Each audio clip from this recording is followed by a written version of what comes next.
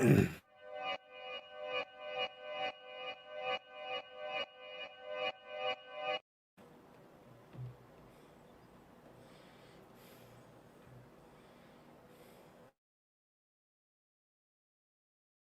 can't kill my confidence, I think I'm the man. Tell me all the fucks I ever gave on my head. Lately I've been living like I can't take a loss. They ain't wanna help me, that's what made me a boss. Hey, yo, what it is? It's your man Nino Blac. This is Black Thoughts Virtual Podcast.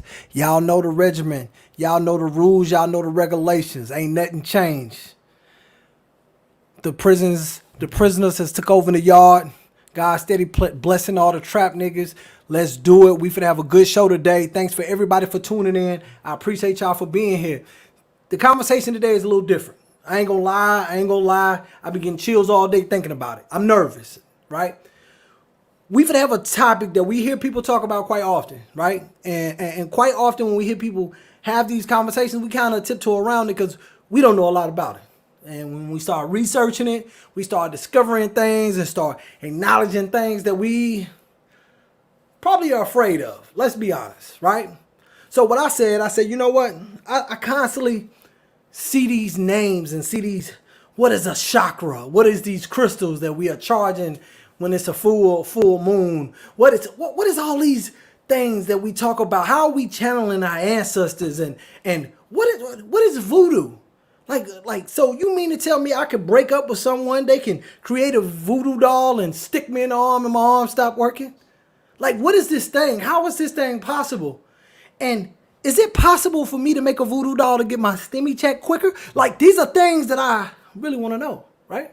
So today I said, this show is going to be different. We're going to go all the way with it, right? We're going to ask all the questions. We're going to get down to the nitty gritty, and we're going to figure out exactly what slave folk magic is. That's right, slave folk magic. That's hoodoo, that's voodoo. That's all those other doo-doos that we scared and we talk about, but let's talk about it, man. So I got some guests with me today. We're going to go ahead and bring the guests on. I'm allowing them to introduce themselves. We have Lisa Hilton with us, and we got Lynette Adams. Let's go ahead and bring them on. Let's do it. Ladies, how we doing? I'm good. I am good today. That's awesome. Miss Hilton, are you there? I know we've been having a little drag with you, but you there? Okay. It looks like she's frozen. Okay. She can pop out and pop back in. So look, we gonna really have a discussion. Like, first and foremost, who are you? Like, where you from? And like, give us a little bit of a background. Like, who are you? Okay. Well, who am I? That's a loaded question. I'm everything. But who am I? My name's Lynette, and by day, I'm a professor and a practitioner in the development world. So I raise a lot of money for good causes, education specifically. I do scholarships, but I am also a fundraising strategy coach. So I help other nonprofits raise a lot of money. So that's just what I do. You know, everybody has to have a job. I have a job, but also I am beginning in this place where I do readings and I do a little bit of spiritual guidance for those who are struggling just with passing their lives. I've learned that I go to the Bible pretty much for all of my answers, but I've also learned that sometimes God gives us vessels and vehicles and tools to help us look for those answers where sometimes just we're a little low. And when we're in a low vibrational space, we need a little bit of assistance with that. And so just like with anything else, you have to find the right person. But I hope that I tell people, who am I? I'm love and light.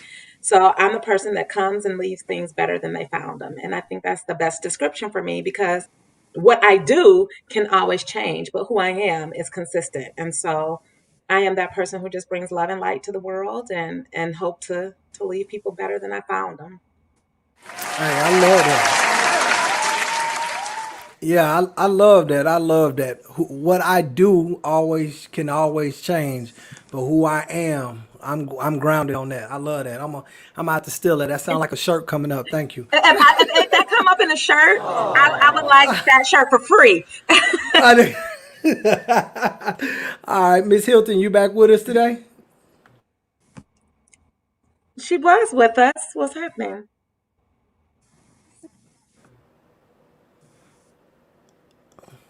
Can you hear? You're frozen on us. You're coming in and out. Everything's off, so I don't know. Am I going We out? can hear you. We can hear you. Oh no. Well, I'm hear me though, right? Yes, ma'am. We can hear you. So, can you kind of Okay. introduce yourself for? I work in mental health. Work in the yes, Lisa, and I work in mental health at a middle school level. So I work with 14, and what is emotional intelligence. So the children don't get like an art or music class. They have to take my class. They're placed in there. Emotions, manage friendships. We give them coping skills. And I always tell people, it's okay to be angry or sad. Let's let the emotion out, but then let's see how we're going to deal with the what caused the anger, what caused the sadness. So they can regulate themselves. Right, right. The other part of me is I run pool businesses in the summer, so I'm with kids again. I'm kids and college kids, and I and healing other people, just like spiritual guidance that make a connect me that help. And I've probably been doing the praying and a little bit of the readings my whole life. But I always tell people, go be a blessing. Don't be a burden every day, not a burden. So Right, right. That's awesome. That's dope. That's dope. I appreciate you guys. I appreciate y'all taking the time out to be here with us today. I can honestly say this is probably the most anticipated show I've had. Because I've been having people inboxing me asking me who's coming and what they gonna be talking about. Are they gonna talk about skeletons? I'm like, listen, just go. I'm trying to learn like you trying to learn. So look, somebody inboxed me and asked me about a name. I was like, I can't even pronounce that to ask them if we gonna talk about it. I don't even know. but first and foremost, let me ask you guys a question if possible. How would you define your spirituality? And That's a great either question. Oh, go ahead. yeah, go That's ahead. a great question. So I want it's a multifold because I'm going to tell you how I defined it versus how I define it now. And Right. so I used to define my spirituality by consistency of ritual. So that means I thought that I was a good Christian because I went to church every Wednesday, every Sunday. I was a Sunday school teacher. I read my scriptures every morning, and I listened to my gospel music from 8 to noon on Sunday so that I could, make sure that I got God in me. And so Right. I thought that that was spirituality. I always felt very empty, and I was not that nice of a person. To be perfectly honest, I just really wasn't that nice of a person. I think that I was very judgmental. I lacked all compassion, empathy, and grace for people because if you didn't do it Right. the way that God told me that you should do it, because apparently I was on the right hand of God, and He let me know who was good and bad. Then that gave me space to judge you, and that gave me space to say, well, you need help, or you need prayer, or you need this. And now what I view as spirituality is I have this direct line to God and my world and my ancestors and the spirit guides. I mean, God openly says that He uses people. And so that now that spirituality for me is really about me doing good because that is innately who I want to be, not because a book told me to. And it Absolutely. feels so much better to walk out into the world and look at everybody and say, there is not a single thing about a person I couldn't love if I didn't know their story. So now I'm a story seeker as my spirituality versus a Bible repeater. And and it's a much stronger place for me because I can find something about everybody to love, but even the bigger picture in that, I found a million things about me to love. Because now that I'm not trying to prove that I'm better than or more spiritual than, I actually get to hear God directly tell me what it is I need to be doing to be, again, like Lisa said, a blessing and not a burden in the world to people. So I actually get to come into people's lives and say, how can I best serve you? Because we all want to be used, right? I don't want to be misused, but I want to be used. So I always ask my friends, how can I best serve you? How can I be God's blessing to you? Okay. Sorry, I had to leave for a second and switch it to my phone. Oh, we can see you. You're beautiful. Okay. Okay. So you guys can hear me. I'm not freezing, I guess. No, ma'am, you're perfect. You in 3D and HD now. Oh, no. Okay. So, spirituality to me, I was probably that weird little kid. I was a weird little kid. So I always just thought that God was like my dad because I was raised with my father. So my dad was very kind and gentle and listened to me. And I thought that's how God was. Now, my father did have us going to church, on Sundays, sometimes Wednesday. And I just didn't feel like it was correct. Like I was like, I don't believe that we would go to hell. I don't believe in fire and brimstone and all this. I mean, obviously there's punishments in human life, but I really didn't believe a lot of the bad stuff. And maybe that's just my optimistic personality. And the older I got, I just stuck to what I believe, that spirituality is just, you have a personal relationship with God, and that church is really just man-made. It just makes people feel better to be in a group and like, hey, we're all on the same team, and Catholic, we're on this team and we're on that team. So I feel spirituality is more personal, and religion is definitely a man-made concept, brick and mortar. And depending on where you're at in your mindset, you can find comfort there and guidance. But if you're a little different and you're questioning things, you really won't fit in there in the religion of your choosing, because you're asking too many questions. You're not going with the status quo. So the spirituality, I feel, is very personal. And I would never judge somebody, though, that's doing that, obviously going to church and things, because I think everybody has their own journey.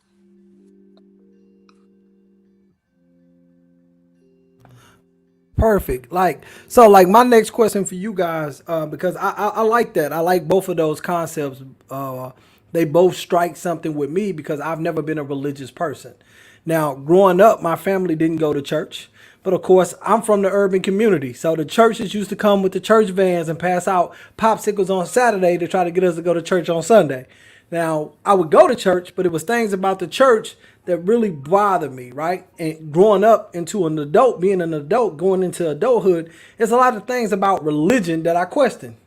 And I never forget one day, I asked somebody, I was like, why the Bible never say anything about dinosaurs? You know what I mean? And the person got mad at me, like, if you doubt God and you do all of this. And it made me feel like, well, if you ask me a question that I don't know, I know myself enough to say, hey man, I don't fucking know. I don't know. You know what I mean? But instead, you chose to defend it in this manner. Well, I'm thinking, okay, cool. This is this one person.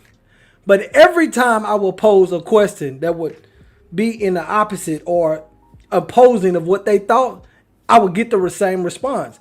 So I was talking to somebody one day and they was like, so basically you're not religious, you're spiritual. And I'm like, yeah, I don't know the difference between neither one.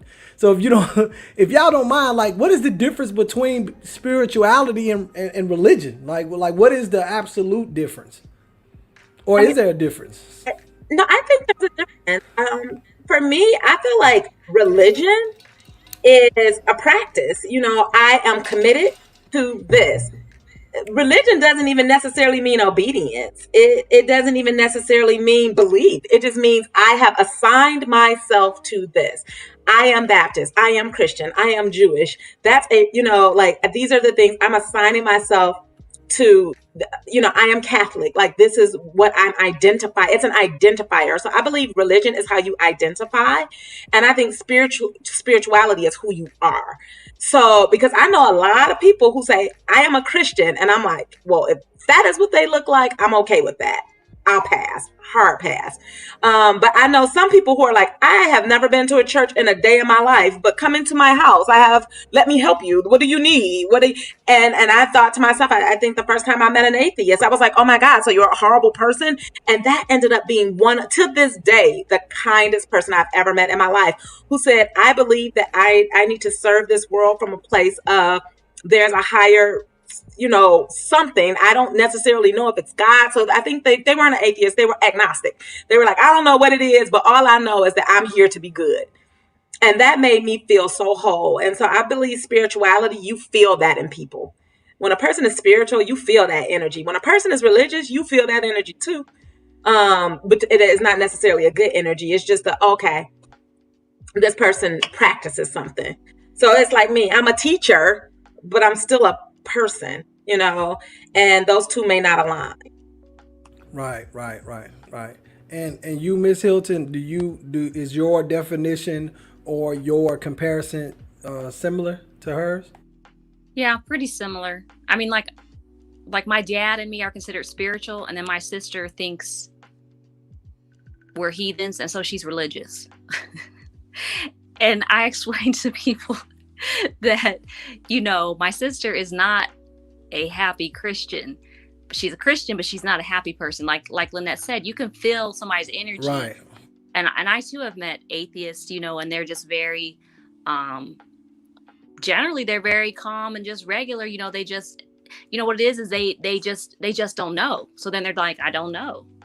Whereas spiritual people, they believe in something, and maybe it's not God as other people understand it. Maybe it's the universe, or maybe it's a whole something else. Like I believe in nature and all this. Spirituality is how they navigate the world and make their part of it a better place for them to live in.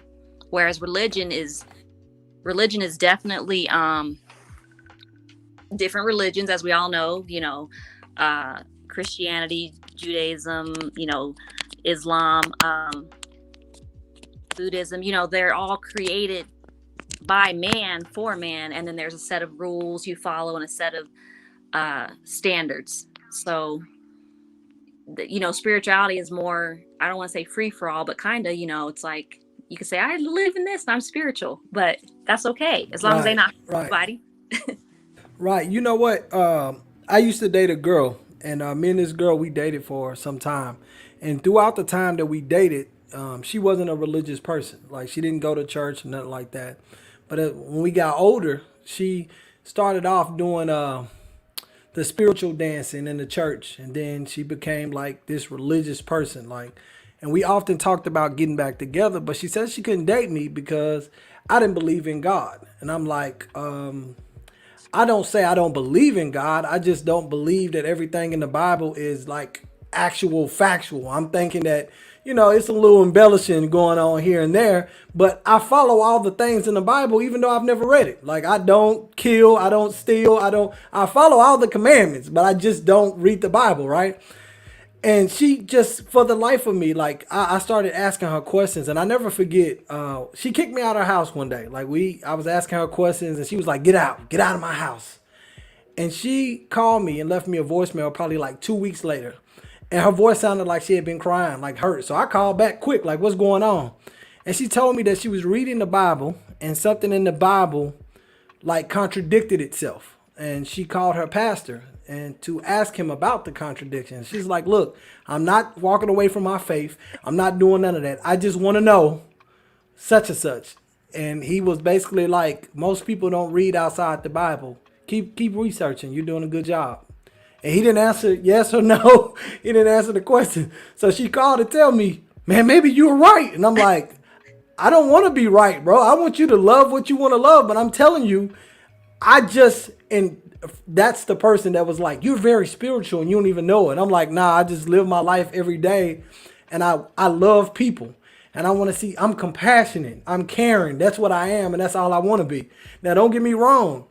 If you see me out taking care and feeding 100 homeless people, don't think for a second that you can rob me and you're going to get away with it. It's not happening, Right. But so with that being said, what is your subject matter? What is Because I think Lynette, you voodoo, right? You study No, voodoo? no, Nope. not at all. That's what I was telling the other person that was on earlier. I'm not voodoo, at all.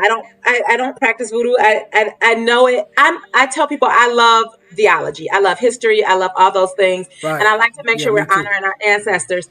But I'm hoodoo. I'm a root worker. And I live with my Bible.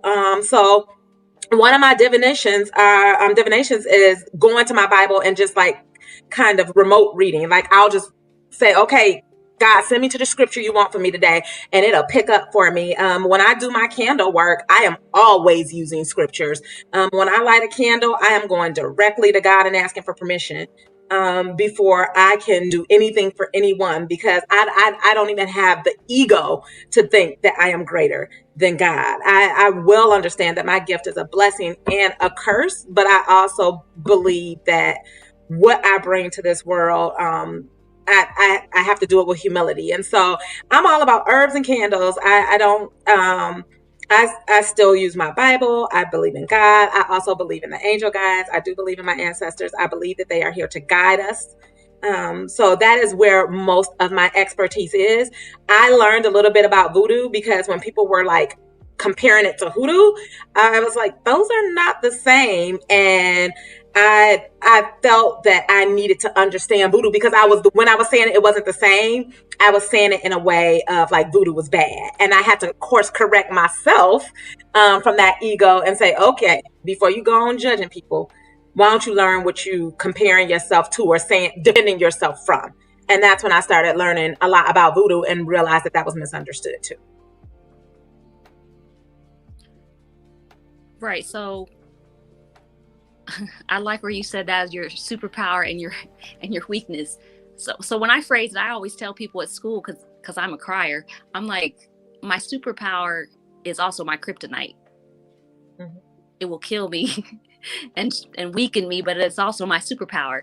I can read people and I feel. So I didn't really know there was a difference till I got older between voodoo and hoodoo, because in my household, or should I say my dad was doing things I didn't know outside the household, and my grandfather and some of my cousins, along the line of Santeria, but they weren't calling it that. So there was a few animal sacrifices, but they all was using the Bible. They was all using scriptures from Psalms and sometimes a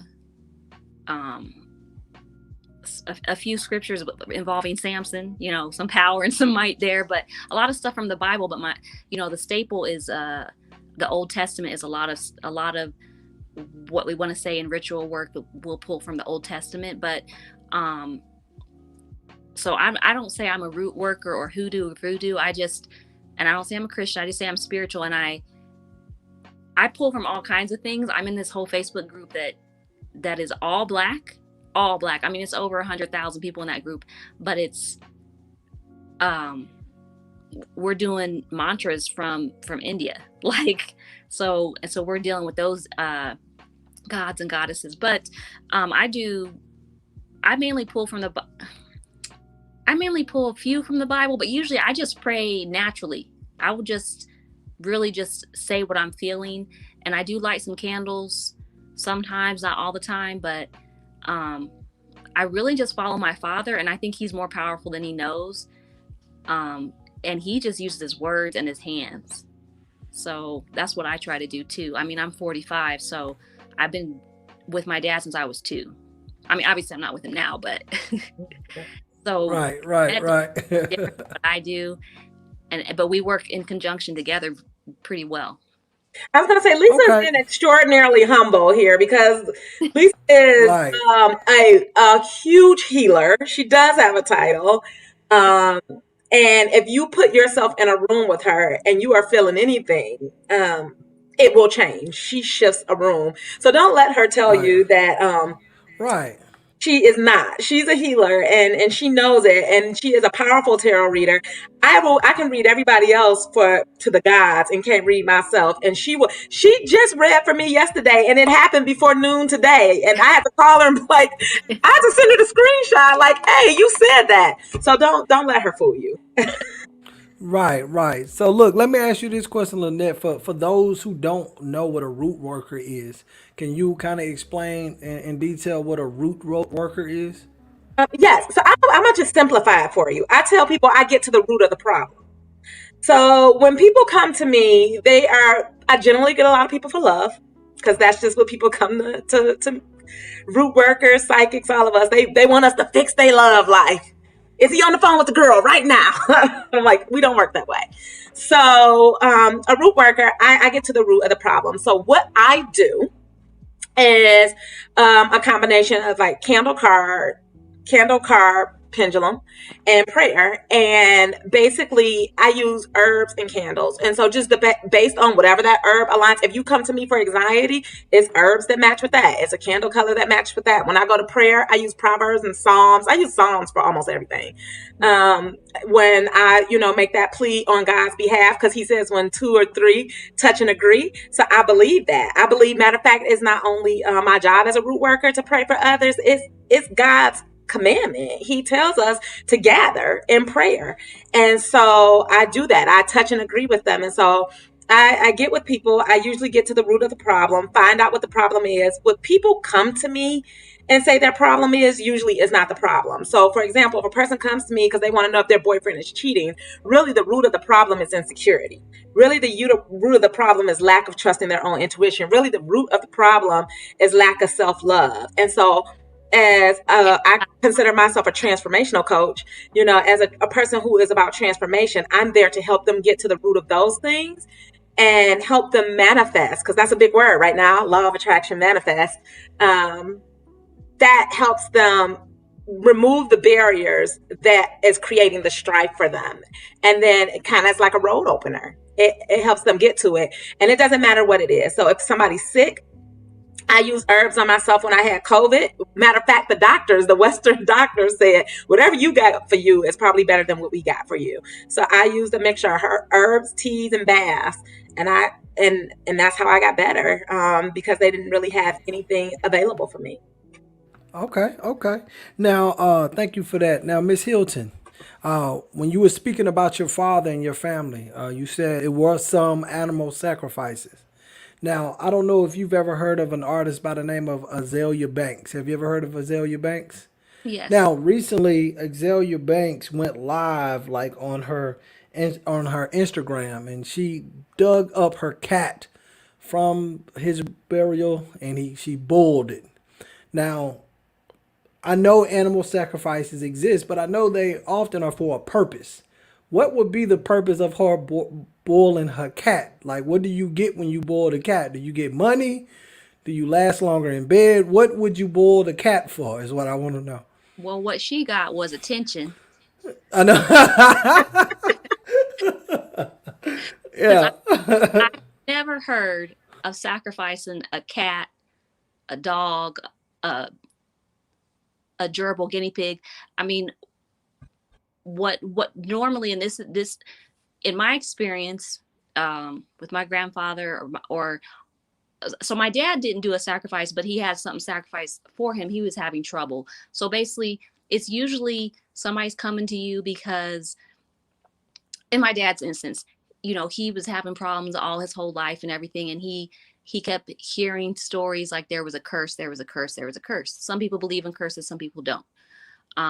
A lot of stuff is mental, a lot of stuff is real. So he went, to my grandfather, and he was like, well, we can do this work. And so basically it's usually chickens or goats, and you don't just boil And them. they're alive. Yeah, yeah, they're alive, but you do a ceremony. Like, usually you need to be in all white, for cleansing. You need to be clean, so you need to be bathed and clean, all white for a cleansing. It's going to be a certain day, like maybe, um I know my grandfather used Sundays a lot, depending, because also when you're doing this work, sometimes you want to match the day to the planet, to the time, because this all comes in. I mean, everything works together in the universe. So the planets are important, the time, depending on what you're studying. So my grandfather, would be in all white. My father would be clean in all white. And so it was a chicken, not, because chickens are easy to come by. Live chickens. I mean, I'm from the Midwest. I'm from Indiana and Tennessee and Illinois. So those are easy to come by. So, but you have to pray over that bird as well and thank them for sacrificing their life, and thank the God, God that you have this chicken to do. And, you're going to say a prayer and you're going to kill him quick. You don't want that animal to suffer. And then depending on what you're doing it for, and everything, you're going to use some of that blood, maybe you might put it in a bowl and mark that, it's very private. It's not an open thing. Like I wasn't allowed to go. My father would tell me later, once I was an adult, like things that happened. But on my personal experience, I was going to get that done here in Denver. But anyway, it's very private. It's not something that you're going to do for likes and come up, because it's what's the word? It's a blessing to be able to do that somebody could do that for you, because they're giving their time and energy, and that animal also is given their life. So your question was, what would she gain? She gained likes, but in the real world, my dad was hoping to lift a curse. Some people, animal sacrifices are something high up. Like you really I'm about to go to prison. Right. Somebody is threatening my child. Like this is like, I'm getting shot at every night. Like, it's some serious stuff. There's some stuff like when my family, you don't just default to an animal sacrifice. Yeah. You're not just going to say, ooh, can I last longer in bed? Let me go sacrifice this chicken. No. Yeah, see, I thought, because she had me thinking I was gonna get rich. So I've been in every apartment complex looking for cats. I thought I was gonna be rich. Shit, I was trying to do what I gotta do. Shit, I didn't know. Well, That's why I'm glad you. She said she was doing it for taxidermy. That she was doing it so she could take them to the taxidermist. But Azalea Banks has other barriers. I will say that there's something to love about everybody, but she has other struggles. I think mental health in the Black community is a real thing, and she needs a root healer. She needs a root healer. She needs some healing. She needs some emotional intelligence classes, a root work. Yeah. I don't boil any cats, Nino. Well, and she already dead. And she needs to stay away from all pet stores, PetSmart. She needs to stay away from every last whatever. She can't be by them at all. This is a pet safe home. Yeah. You see her. Okay. Put your pets up.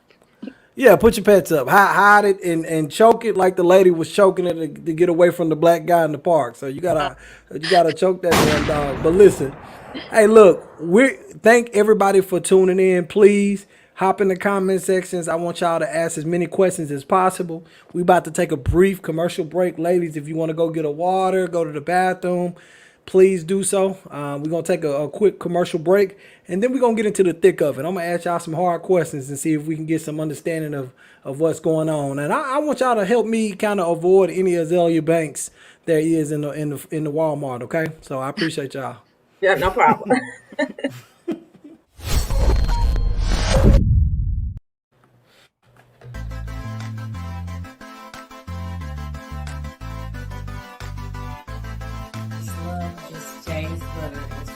Good on your hair. My favorite has got to be the peppermint mist, the leave-in conditioner. It's so soothing to your scalp. I've had dry, itchy scalp, and I tell you, it's amazing. My favorite product with Jace Butter is the natural flaxseed elixir, especially on the hair that's not mine. Y'all know what? I really love Jace Butter.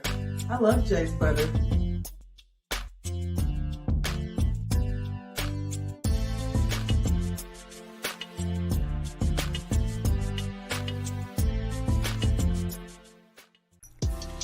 What up, everybody? It's your boy Royce the Voice, Orange Click, Orange Leader. Shout out to K-Team. Speak your thoughts or lose your mind. And I'm here to tell you about my guy, Kevin Lambert, aka the cell phone guy, now has a new website. It's at www.tncellphoneguy.com. Yes, look at those pictures right there. He will turn your phone from hell to heaven. Do you hear me? From hell to heaven. So y'all make sure y'all go check out Kevin Lambert, aka the cell phone guy, at www.tncellphoneguy.com.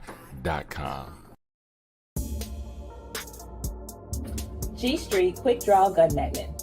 Unlike the competitor who imitated and sell similar products with more expensive prices, G Street Gun Magnet Mount is specially designed and engineered to provide you the safest and most convenient experience. Do you want to access your guns quickly in case of emergency? Do you feel safe in your car and at home? Do you want to be able to hold your guns for any different situation? After our research, we have redefined our gun magnet mount for the market to solve any complaints from gun fans. We have designed and redesigned our magnet mounts, which is made from premium, eco-friendly material, excellent craft, unique appearance with quick draw and quick load functions, and hold flat surface firearms safely and secure. Order your G Street Quick Draw Gun Magnet today with free delivery at gstreetedc.square.site. Look, I suggest that you fall in line and show me my respect. I'm the best. None of y'all a threat. This is not a test. I'm upset. Come around here, I'll make you stand on all your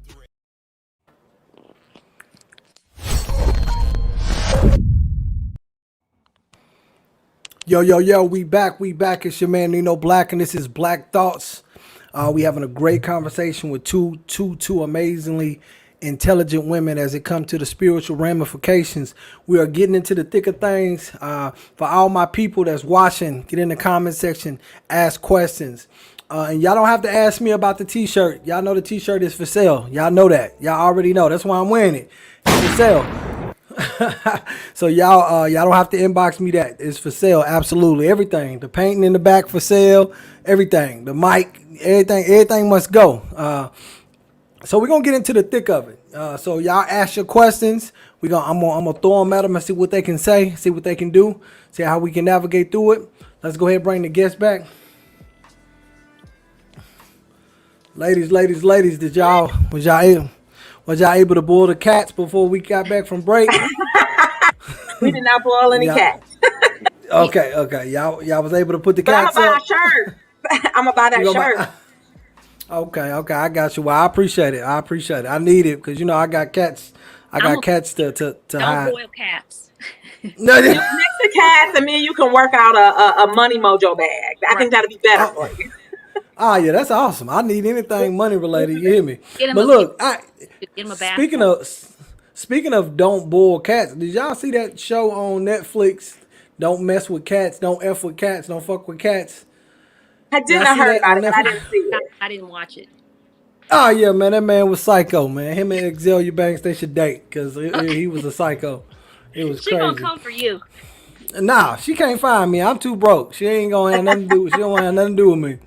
But let me ask you a question. Somebody actually reached out to me and asked me this question, and I gave them my best answer. But I want you guys to answer it if you can. Is voodoo about black magic? No, well, let me take that back. It can be. I think there's in life we gotta live in the dark and the light, right? Too. We wake up, it's the morning, and then the night comes, and so I think there's a dark side to all of this, and there's a light purpose to all of this. So I think that voodoo can have some dark magic to it, depending on what you use it for, but it is all about intent and purpose. And understanding that whatever you put out, I don't care if it's God, the universe, Shango, whoever it is, whatever you put out there wants to give you double back.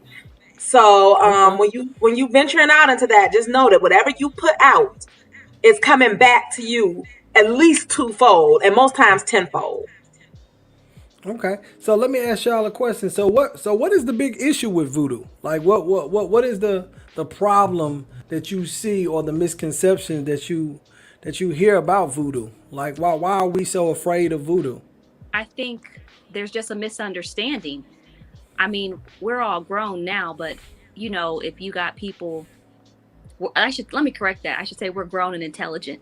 If you got people growing up in a certain, not even a certain area, but just, you know, if you're just showing stuff on TV, in the movies where you're getting information and it's like, ooh, this is worshiping the devil or this is that.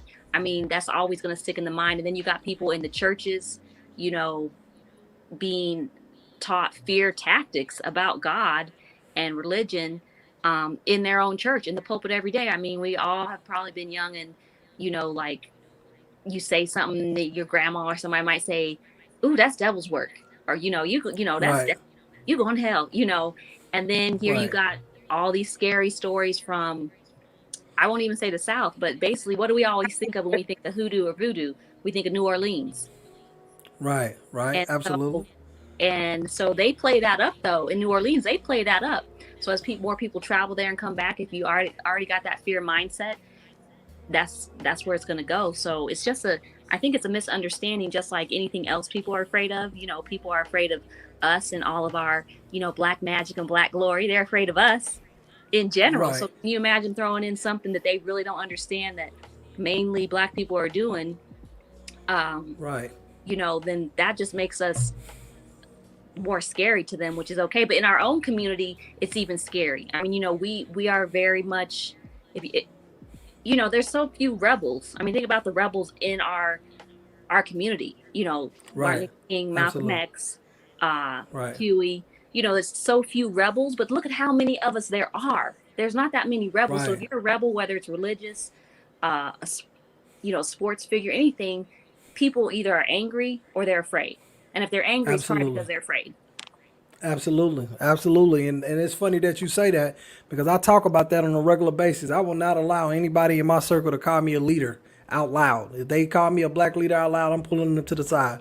Do you hear me cut you off? Like, don't ever call me that because I understand that switch, that click when certain people see a black leader or see a you know, anybody of the same hue that's looking to achieve or do the unthinkable. So you're right about that. Now we got a comment. Now I'm gonna read it. It's a long comment, so y'all gotta follow me. I read He's it.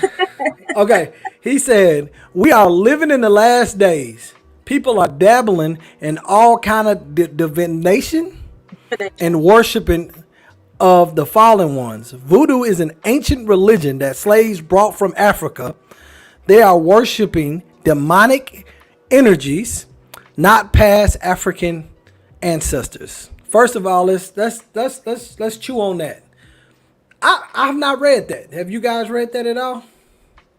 No, and here's the thing. I'm not gonna tell this gentleman that he's 100% incorrect because, like I said in the beginning, I don't practice voodoo. Right. But I don't do those fear tactics. That's not the spirit that God gave me. So I don't tell people, oh, you Right. living in the last days. I think God wants us to be the best versions of ourselves and honor him in a space of, or he meets us where we're at, right? We all meeting Right. each other where we at, and we think God don't have enough grace to meet us where we're at. So I don't believe his first comment. I shut people down as soon as they say that to me because my mind doesn't operate like that.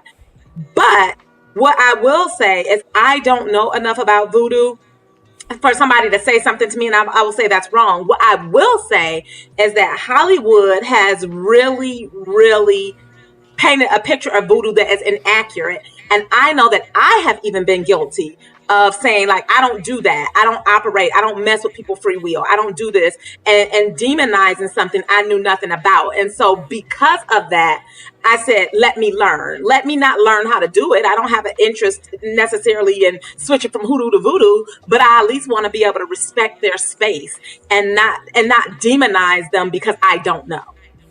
Right, right, right. No, I understand that completely. Now, again, when I read what he said about, we're in our last days. That's kind of one of those things about perspective. It all depends on how you looking at the glass. Your glass may be half empty, so you may be. But go ahead, Miss Hilton. Well, and the last days, honestly, you know, like you said, perspective. Why can't the last day? Because you know, the Bible is not the end all be all. For some people, it is, but the Bible, you know, was wrote by man as well, inspired.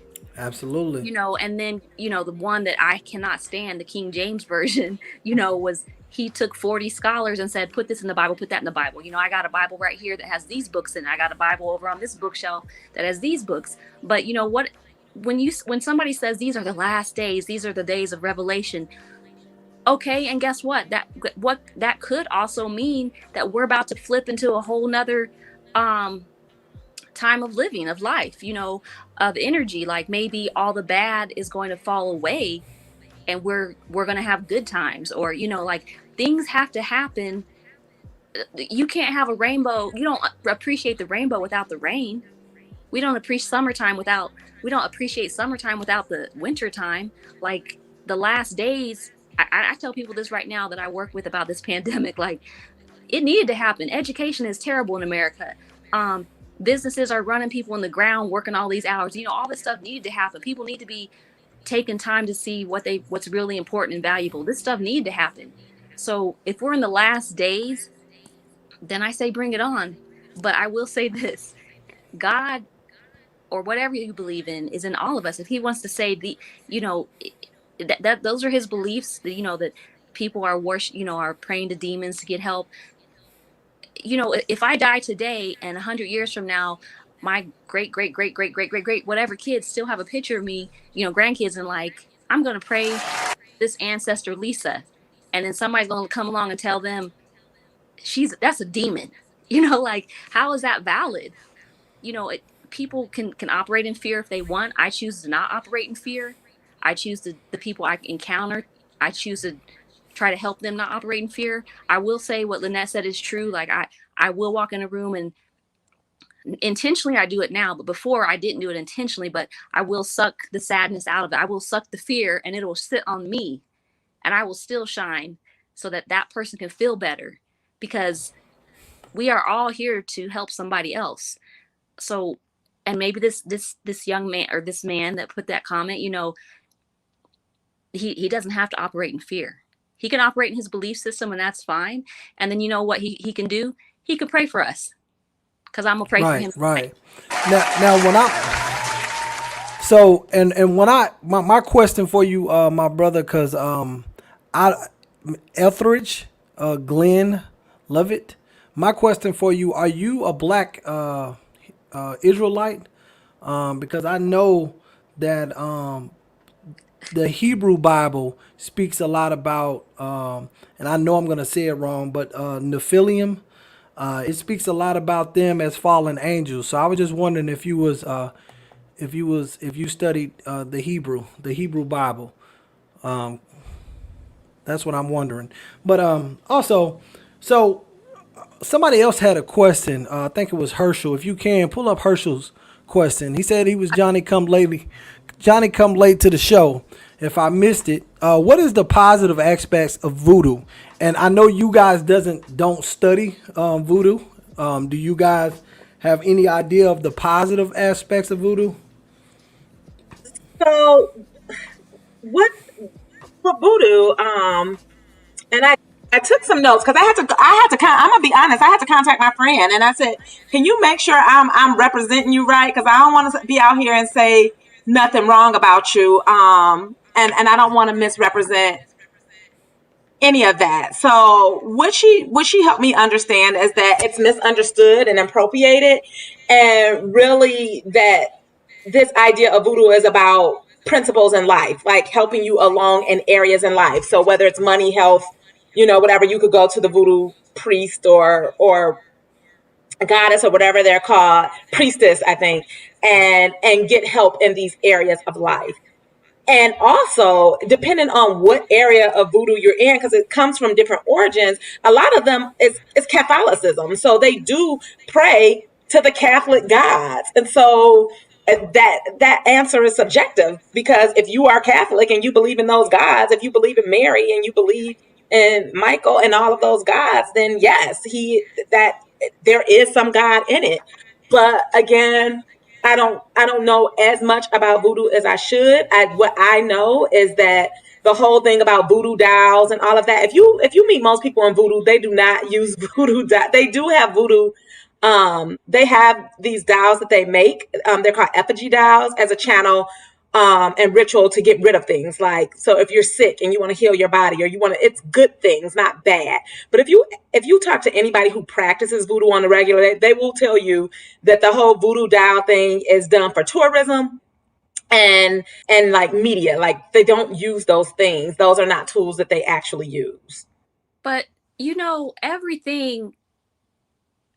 every religion, whether people consider it a religion, like if people say voodoo's not a religion, it's this, or what is I don't want to say white people, but Wiccan, everything is about a higher being. There's an order, there's a hierarchy. So somebody says, I worship, the sun, the sun god. I worship God. I worship, and like she said, the Catholics, have their saints, and then in Santeria, they have their gods. And the Santeria is very close to the Orisha. I mean, African or the Hispanic, it's very close with the similar practices, but stuff as slaves traveled, they had to disguise things to blend in.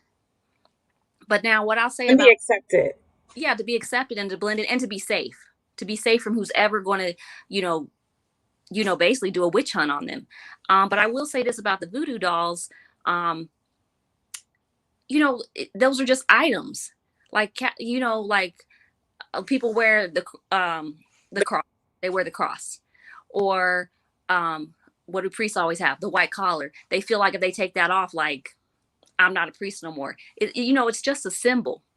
You can use anything. I could pick up and use my remote and put candles around it every night and say, hey, this is valuable. But guess what? I just gave that remote power. I just put energy into that. If I start doing that for so many days, we give everything power. And so I would say voodoo, God is in there because God is everywhere. And just like you said, he's meeting people where they meet. What about those islands that there's no technology, no nothing, you can't even get there. They start shooting arrows at you if you try to get close. I mean, what are they doing? They probably have a system of prayer to make, to help them understand. It rained today. It's raining for 15 days. Our crops, things are drowning. They probably have a system too. Just because we're at this level and somebody's at this level doesn't mean we're not all going to end up in the same spot. Right. And I just wanted to say something that, I see Etheridge is passionate, and I love passion. But I just want to call out, it's very interesting when people say, well, evil people always attack the Bible. And I've never heard anybody, well, I don't deal with people that attack the Bible. And even, what did I say when I first started in here? I said, I use the Bible before I do anything. So I go to my Psalms, I go to my Proverbs, I open up my Bible every day. I pray 3 hours a day. And I know a lot of Christians can't claim that.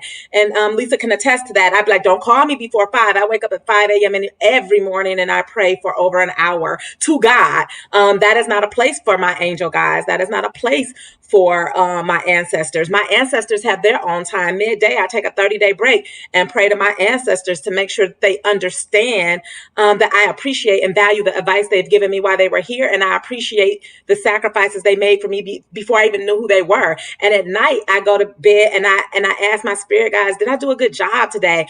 If you look at my board, I wish I could show it to you over here. I have this little 4 thing that I say, did you pray today? Were you productive? Were you grateful? Were you kind? Those are the 4 laws I live by. And so if those kind of things, asking myself every day, did you pray today? Were you productive? Were you grateful? Were you kind? If that makes a person an evil person, I'm okay with that. I'm totally okay with that. Absolutely. I say that all the time. When people find out I don't go to church or have never been to church or don't do anything like that, they always, look at me sideways or say something. I'm like, look, I didn't go to church on Sunday, but I went and mentored 20 kids. So if I go to hell for that, then I'm in the best place for me then, because you know what I mean? I feel no guilt. And that's what I told you. I feel no guilt. Every day I ask myself, am I kind? I'm even kind to the people who are unkind to me, who condemn me. And you know what? If they're sick and they need healing, I'm going to pray for them too. And I'm going to ask that God always give me that heart to not be affected, by anything that anything says to me. If root work is evil, then don't drink no tea. Don't take no bath. Don't light no Right. candle. You Right. just stay yourself out of Bath and Body Works because you can't do that. Those candles are energy, So Don't I do what works and brings me closest to God, and I don't let those kind of people, because I feel they are evil, but I don't Right. judge them, because like I said, there's everything about somebody that I love, and God speaks to me directly, so I really don't need the advice of man, be it male or woman, because I know what works for me, and God speaks to me directly in this healer. And guess what? There were healers in the Bible. I know that Bible front and backward because my family made me read it over and over again. So I mean, when Jesus rose from the dead, when people laid hands on people, what did they think they were doing? The Bible Right. says, write the vision and make it plain. That's manifesting. I've had that on my refrigerator. When God says, the power of life or death is in the tongue, he says that what you speak shall be. So that is a spell. I understand that there's power in my words. why we read them. Spelling. We're spelling it out. You're spelling it out. So the Bible is full of spells and magic and healing and roots. They brought Jesus incense. I mean, literally, it is all right there. And So so Ernest asked a question. He said, "So is Christianity white magic?" we just said that it's all there. It's the Bible says it, for I know the plans I have for you, a plan to prosper and not harm you. Proverbs and Psalms are full of spells, of ways that we can declare to God. And so like when, after it says things like, well, you speak to demonic energies in them, what demonic, if I'm praying to God and I'm saying, grandma and God, I need you to guide me the right way. Like I told you before, when you actually go to a grave site and lay flowers on that grave to honor your mother who has passed on, or your family member you love, guess what? You just made an altar. When you say Right. grandma is always with you, that's divination. You just said that my grandmother has to be absent from the body is to be present with God. So you just said she was a spirit. So I'm supposed to forget about her because she's gone now? Absolutely not. And so my grandmother was not evil when she was here. She is not evil beyond. When I pray to God, I'm praying to the only God I've been raised to know. When I pick up the Bible, I'm asking to be led to be a better person. So I don't even let things like that faze me, because I'm like, okay, so then you're saying the Bible is demonic, because that's the energy Right. I'm speaking into it. Right. So it was a comment that I really like. It was by J. Davila 222. She said, all magic is alchemy. The purpose of our lives is self-mastery through spiritual alchemy. I agree with that. Me personally. I agree. I honestly, I agree 100%. I 100% agree with that. Quite often. Like, look, I'm gonna tell y'all something. When I was like, I think I was probably about 14 or 15 years old. I never forget. I was supposed to be in school, and instead of being in school, I skipped school because I was going to buy guns, right? And it was a pawn shop that was like inside of a warehouse where other vendor tables and stuff was. And I went in to go get this gun, and I'm scurrying, after I made the purchase, I'm scurrying trying to get out of there, right? Because I'm too young. I ain't supposed to be there. This older white lady was walking in front of me, and I can just tell she was old and white because I can see her hand as she walked and swayed her arms. So she's walking slow, and I'm trying my best to get around her, and she turns around and looks at me, and I'm not being funny, but she looked like a witch. She looked like she had a broom parked out front. She turned around and she looked at me and said, "You see things." And I'm like, "Huh?" And she like, "You see things." And I'm like, get the fuck out of the way, lady. I gotta go. And she's like, "You see things, and when you try to explain it to people," she was like, "You see things, but when you try to explain it to people, they think you're crazy." She was like, "Don't give up. Keep trying to explain it to them." And I ran out the door like, man, I'm gone.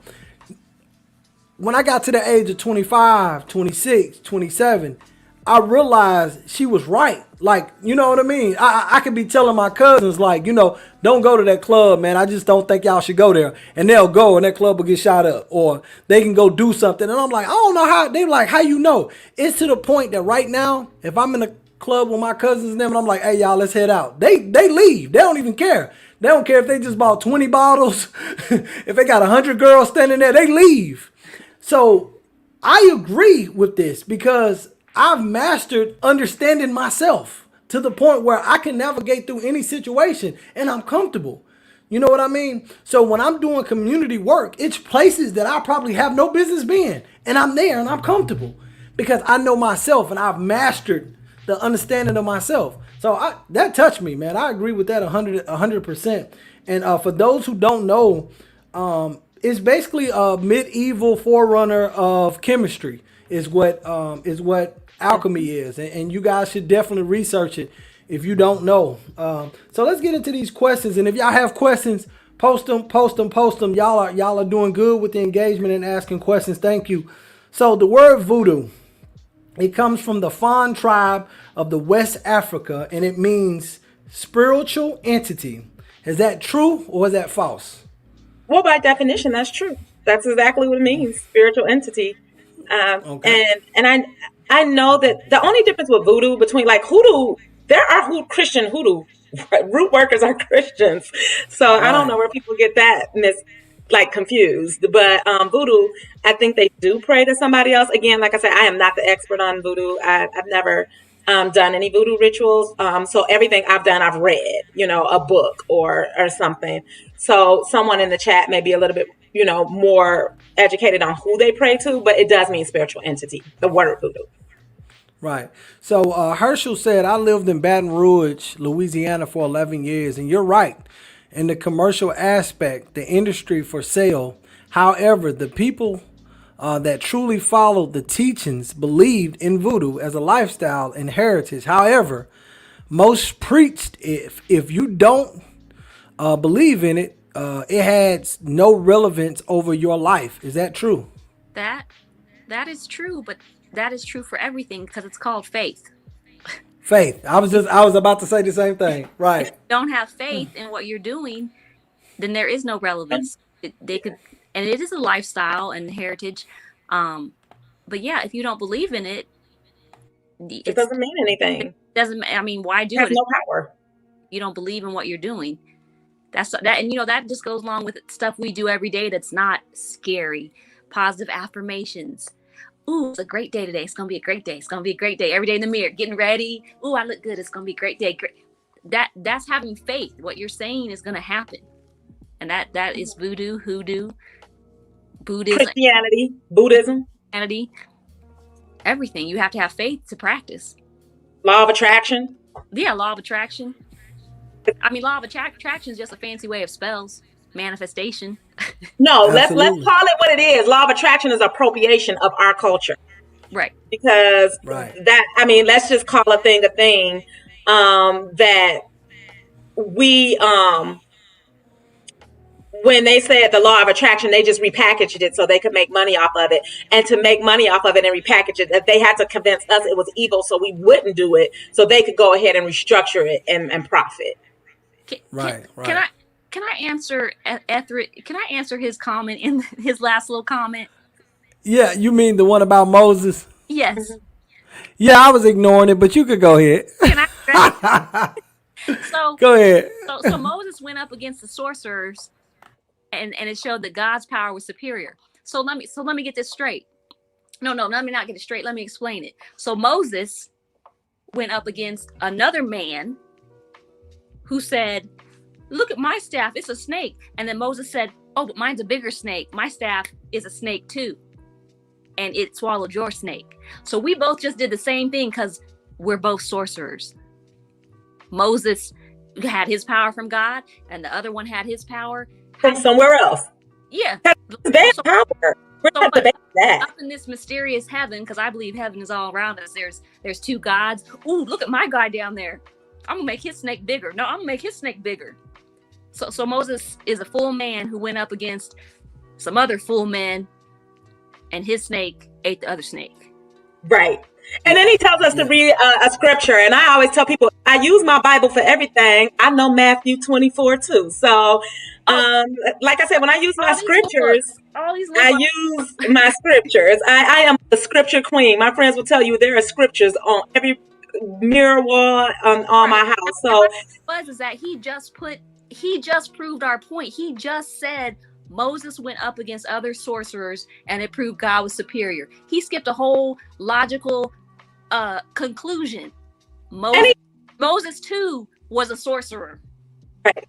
And God's power is superior to demons. I agree to that 100%. It said Moses showed up and had his little staff. Boop, now it's a snake. Absolutely. She said, Mr. Love needs a, go ahead, you got it. No, Mr. Lovett, J Devilla out 222. That's my sis right now. He validated sorcery. Then he said God is more powerful than all, and that's all we've been saying all night. So, thank you for proving my point. Have a great night. Validated sorcery, but I love when people do that, when they say things to me, and I'm like, oh, thank you for saying what I said is absolutely true. Have a great night. And you know what? I read and I study all the time. Even when you sent me, the message when I asked you to come on the show, you were like breaking down, and I'm like, no, I know all that. Trust me, I know all that. But it's things that I'm still skeptical about because there's so many different perspectives when you talk about hoodoo, voodoo, and all the other things that come along with spirituality. It's so many different perspectives that I say the same thing about religion. How do you know you're right? You're not 100% right. You don't know anything. You're just going off of your faith and what you believe in. I can introduce you to a Crip right now that's his faith. And he'll bang that shit until he die. He don't care, and you can't tell him he's wrong because that's what he has his faith in. You know what I'm saying? Mm-hmm. So like when I see people constantly going back and forth trying to prove each other's wrong, I have a lot of books, more than the average person. I don't look at it and go, oh, this book right here is absolutely right. I look at it like, no, I have a room full of opinions. Right. A room full of opinions. My motto, and as I tell people, when I'm Lynette, I don't want to be the smarter room. And when I'm Professor Adams, because that's who I am, that's what I do, I don't want to be the smarter person in the room. I love the moments when my students correct me. So when I display myself as the smartest person in the room, and when I display myself, or anybody displays themselves as the smartest person in the room and everyone else is wrong, and you have conversations to lecture or scold and not to understand, or even know a person. When a person tells me about me and they don't know me, they never met me, and they don't know what good I do out in the world and how I touch the lives of the people I know, I pray for them, because that has to be a very complicated life to live because there's truth in every religion.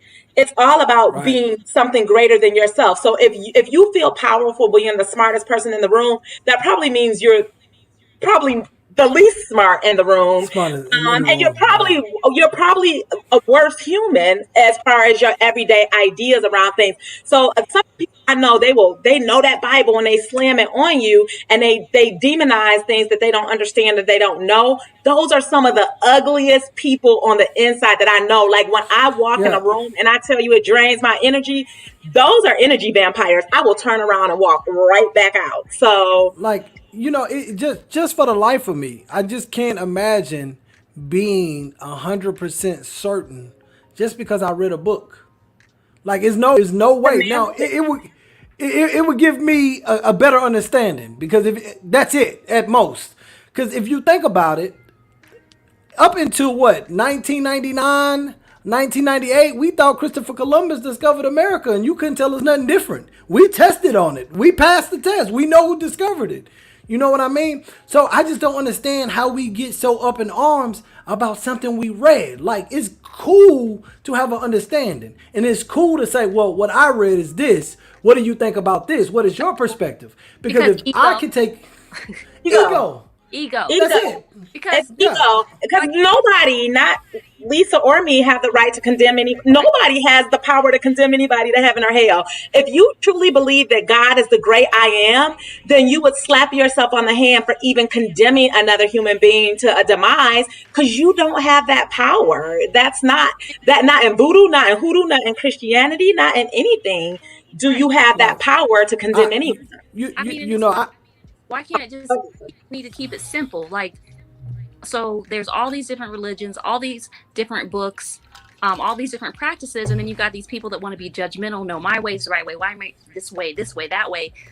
When let's break it down for people that maybe can't understand.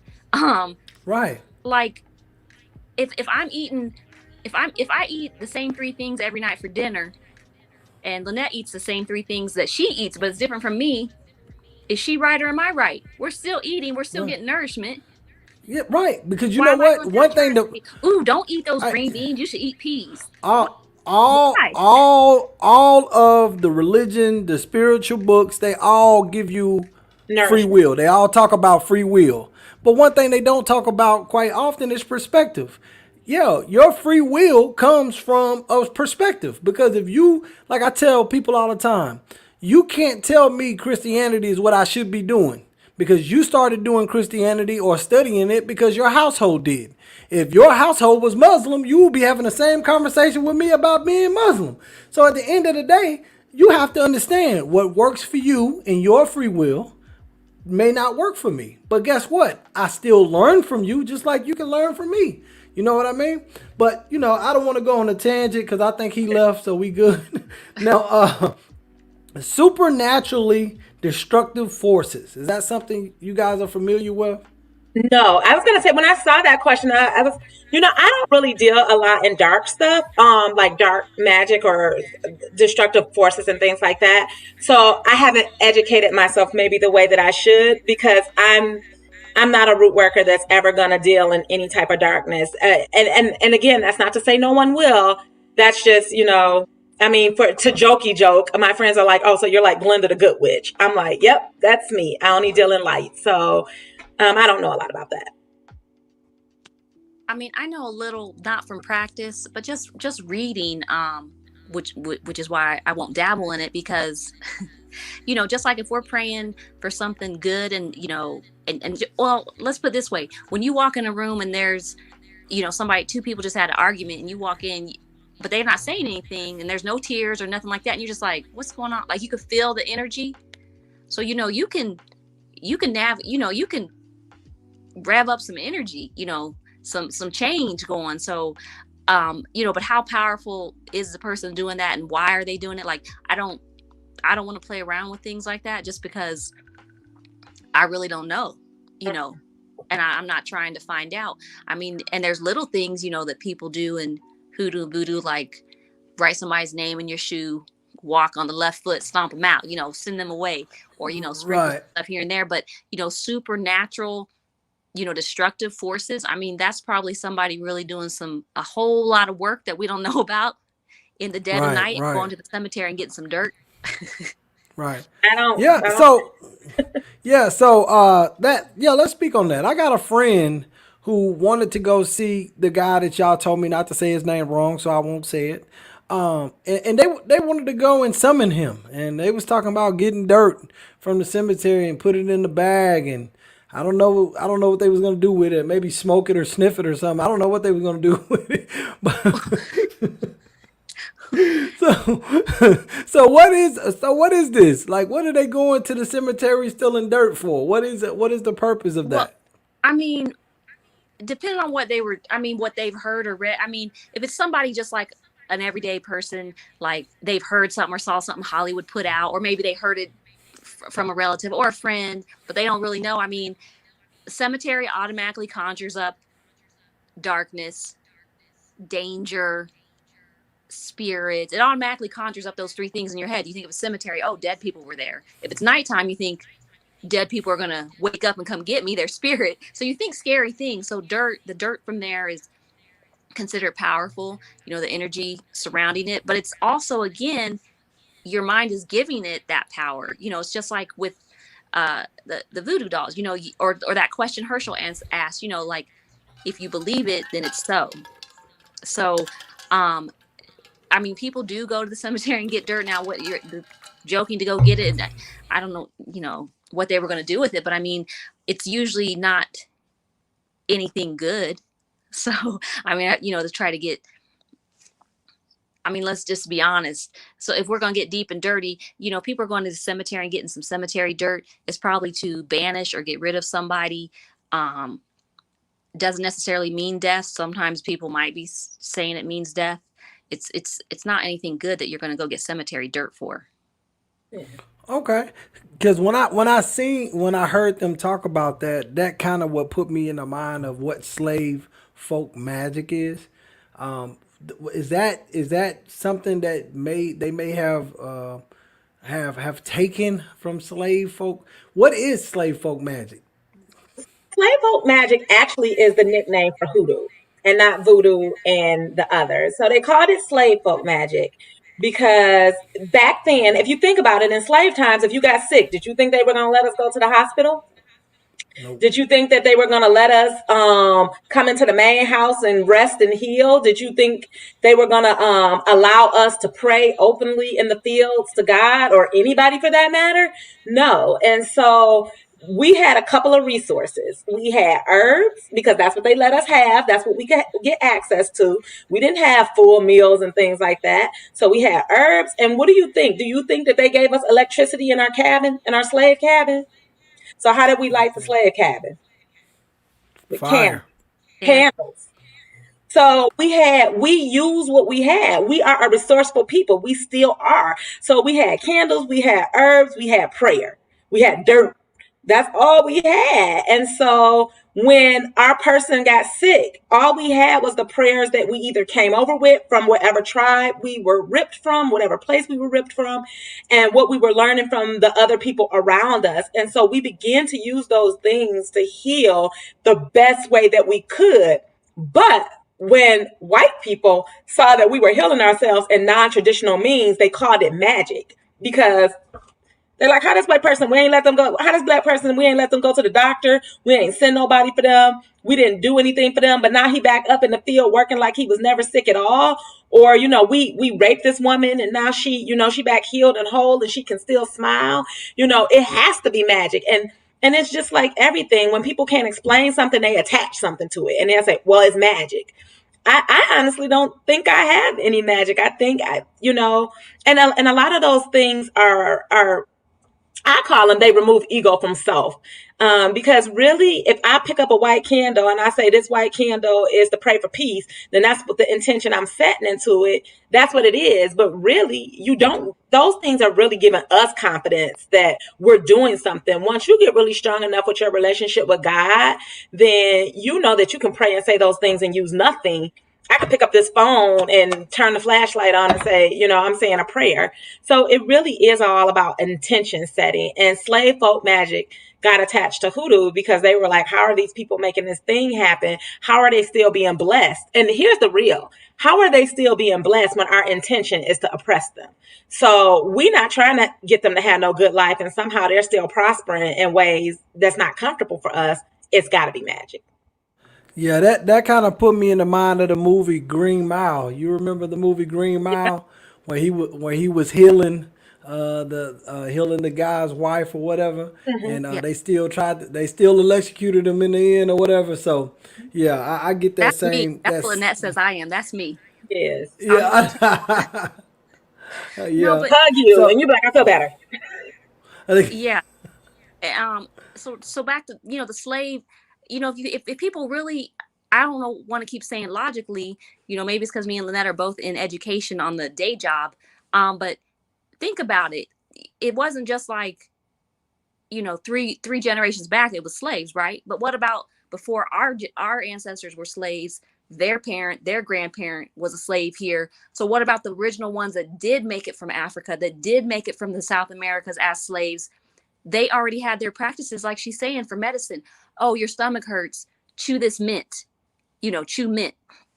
Oh, this cut, this aloe helps. We're gonna put this on there. So then it becomes magical, but it's also, think about it, slave magic is just passed down to that child. That child grows up and passes it down to their child, and so on till we get to 2021, and we're still having the stories passed down, but we just call it different things. well, and if you want to put it into a different perspective, you got to look at it like this: the same things that you're mentioning now, the stuff that's being passed down, it becomes illegal. It becomes illegal for you to heal people like Dr. Sebi. You Naturally, know, yeah, Dr. because Sebi. Yeah. you know, because now he's doing voodoo. He's doing black magic. His formulas ain't really working. But then tomorrow you can go and get aloe vera lotion with a white Appropriation. label. Yeah, with a white label on it by a white company. You know what I mean? Oh, that's fine. But what Dr. Sebi is doing, that's magic. You don't want to go. You don't want to go over there. So it kind of exists now. It's kind of still reinventing the wheel and doing the same thing. So you know, you're absolutely right. And for those of you like me, I'm a logical person. Logically, everything you just said, we still see it till this day. It still happens. Right. You know what I mean? Now, my next question for you, and this, I'm gonna shoot this to you, Miss Hilton. When did you find yourself to connecting to where you are spiritually? What made you choose this path as well? I don't remember ever not feeling this way. So when I say at the beginning, when I introduced myself, some people came late. As you could tell, I'm mixed. So my father is Black and my mother is Italian. But my father raised me since I was 2 in Indiana. And my mother's family, though, helped him. I would be there on summers and breaks and things. And they were Italian and, Italian and white. So I already came into the world different for the community I was born into. I was the only child in the household. My siblings did not live in the house. So I can remember being in first grade and I started reading the Bible just because, oh, this is the Bible. It's a religious book. And I read the whole Bible, first through about third grade or something. I know that sounds far-fetched, but I did. I was in advanced classes for stuff. So anyway, and I just always thought, maybe it's just because I'm so optimistic. I just thought, God is just like my dad. They say father, he's just like my dad. So even today I talk to him, sometimes I'll be like, ooh, thank you, God, for that close spot. I'll say God instead of dad, but I always just, the way I believe now, I have always believed that way. It got stronger the older I got. And then the most standout moment, maybe I was 22. My grandmother had passed away. And then I got even more spiritual because I was the first person close to me that had died. And I remember thinking, where did she go? Where is she? I just saw her. Where did she go? And I delved into even more books. By 22, my father, when he buys a book, he buys me a book. He might mail it out here, or he might call me and tell me to go get it. So by 22, I'd already read a lot of the Quran, not the whole thing, but a lot, the Jewish Apocrypha. I read the Bible. I had read things that weren't considered Christian. So I read the Tibetan Book of the Dead, different things. But when she died, that really set me straight that what I thought was accurate. Like, we are so much more than this human body that people say, oh, you're going to hell. Because there was no way, no matter what my grandma did, that I thought when she died that she was going to go to some place and burn in hell or be held in purgatory until then. Like, I just really solidified that love is the true power. So I really believed that what I believed, that essentially we're all on the same path. I mean, I hate to say it, but I will say when Hitler died, he probably did not go to anything that people think of as hell, because as soon as you leave this body, in my belief, all your dumbness, human dumbness, human ignorance drops off, and you are like, oh, wow, I can't believe I did that. And you probably I assume the souls feel pain and they make amends, and then we might come back and do it all over again. So I really, truly believe that we're all just here learning. And what resonates is what we take. Like Etheridge, he's not on here no more, and he wants to believe what he believes, that one book is true, and demons and all that. That's fine. I hit my path probably at birth, but I really solidified it at age 22 with my grandmother's death, and I'm 45 now. I'm almost 46. So you know what I tell people all the time. We have to be patient with people because sometimes we may be at a level 60 when it comes to intellect. Somebody else may be at a level 14 or a level 3. That doesn't mean they can't reach level 60. We just have to be patient. Like you said, once our dumbness, is what you said, leave the body, we'll realize how ignorant we were to some of our beliefs and some of our thoughts. I asked somebody before, I said, how do you know that when you get to the gates, God is not going to appear out of the gate and go, wait, wasn't you studying Hinduism? Like, no, we don't study that. How do you know that? You don't know that. All you can do is be a good person. You know, you don't really know the actual religion we're supposed to be following. And So go ahead. if I could just piggyback onto that about being at the gates, the question to ask people when they come up to you with conversation like that, or Lynette or me, and I do this with my sister, and she shuts her face every time, but I am the big sister, but she shuts her face every time, is, why are you putting human traits on God? He doesn't need human traits. Right. Why are we putting jealousy and manipulation and anger on him? Yeah, that's our stuff. Yeah, that's us. Because that's our ego. God has everything already, or whoever you believe in. The universe is all knowing, all giving. I am that I am. Okay. So listen, we're going to move this right along. I want to ask really quick, what are the 7 African powers? You want to go with that, Lisa? No, you can go. You can go with that. Lynette, I seen that smile on your face. Yeah, that's right. They are on your shirt. That's why I was smiling. They are on your shirt for people to look at. But if that's a native religion of the Yoruba people. So, they are spirits that are sent by Aldalamare for the guidance of all creation and humanity in particular on how to live and be successful day to day. So the 7 African powers are really about our daily guidance, and each one of them have a purpose. And I know we don't have a lot of time, but I implore people, like, look at them. They are for everything from, fertility and courage and love. Oshun is one of my favorite Orishas, and I will not claim the Orisha religion. I have never been invited or accepted into that, but just learning about them, they are as powerful as our goddesses, and again, appropriated because they were there before the Greek goddesses, but that's a whole nother talk show. But those, I believe that there's a place for all of them. They are all very similar. But Oshun is like of love and abundance, and she is that's one spicy woman, and they demand a lot because they give a lot. And so when you are dealing with the Orishas, I always tell people there are 7 of them. They each are powerful in their own right. A lot of their work intersects.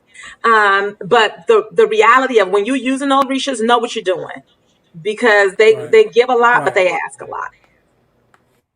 Okay. Well, look, when we come back from this commercial break, we're going to talk more about the Orishas and what the most powerful Orisha is. And then we're going to move right along. If y'all have questions, put it in the comment section. Nisi said she sure is spicy. Yeah, Oshun don't play. You promise her something and you don't come through, she taking it all back and some other stuff. If you going to deal with her, you better keep your promises. That's all I can say. Yeah, she sounds like a black ex-wife. All right, so if y'all can, we're going to go to commercial break. we be right back.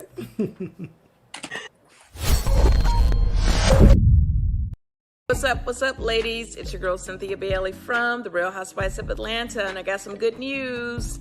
Durbin Salon is back open. I know if you guys are like me, you see I have these braids over here. It's been a struggle during the pandemic.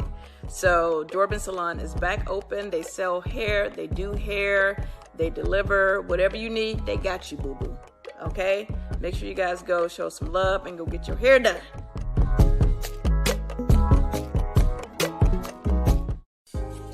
Hey everybody, Eddie George here. I just want to encourage you to shop at local small businesses like Dollar City in Nashville, Tennessee, your neighborhood convenient dollar store providing various brands and different products. They need your support. We got to go support them during times like these.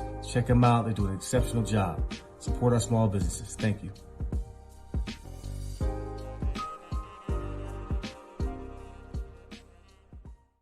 If you haven't heard about Anchor, it's the easiest way to make a podcast. Check it out. It's free. What? And we like free. No way. And they also have tools that allow you to record and edit your podcast right from your phone or computer. Okay. Anchor will do all the work for you. No. So it can be heard on Spotify, Apple Podcasts, and other media outlets. What? You can make money from your podcast with no minimum listenership. It's everything you need to make a podcast. Download the free Anchor app or go to anchor.fm to get started.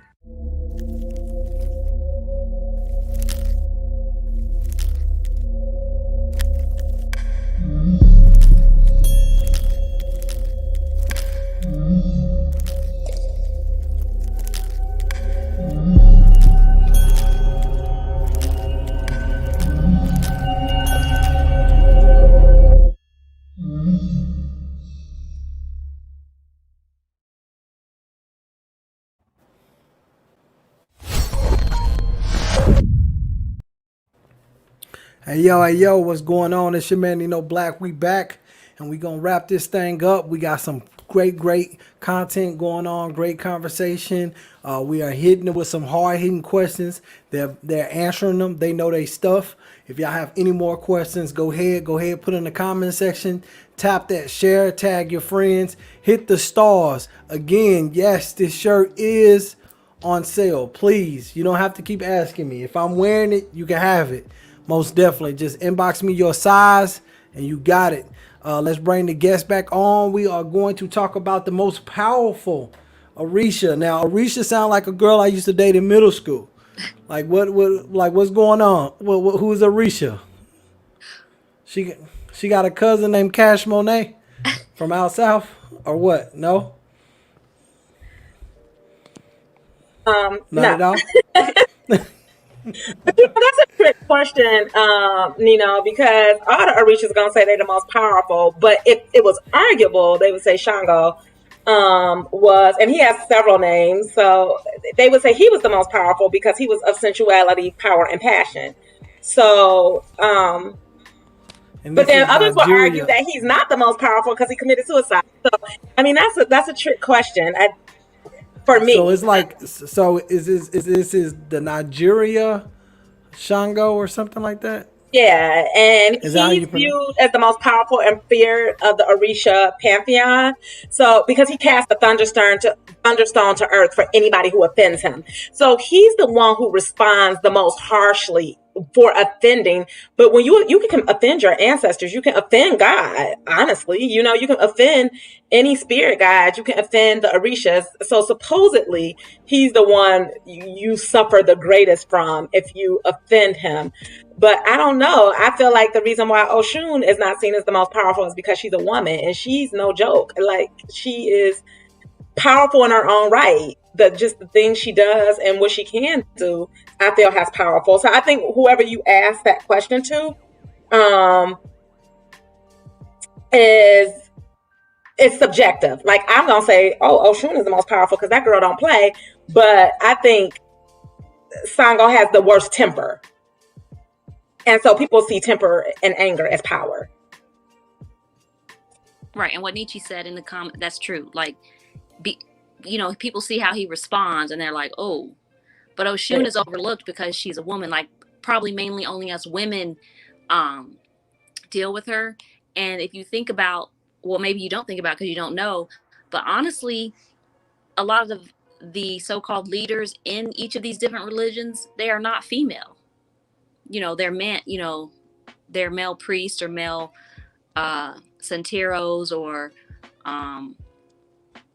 because even when my dad was doing stuff, everything he dealt with was men. He traveled to Georgia, he traveled to Florida, Carolinas. So Oshun is probably overlooked just because she is a woman.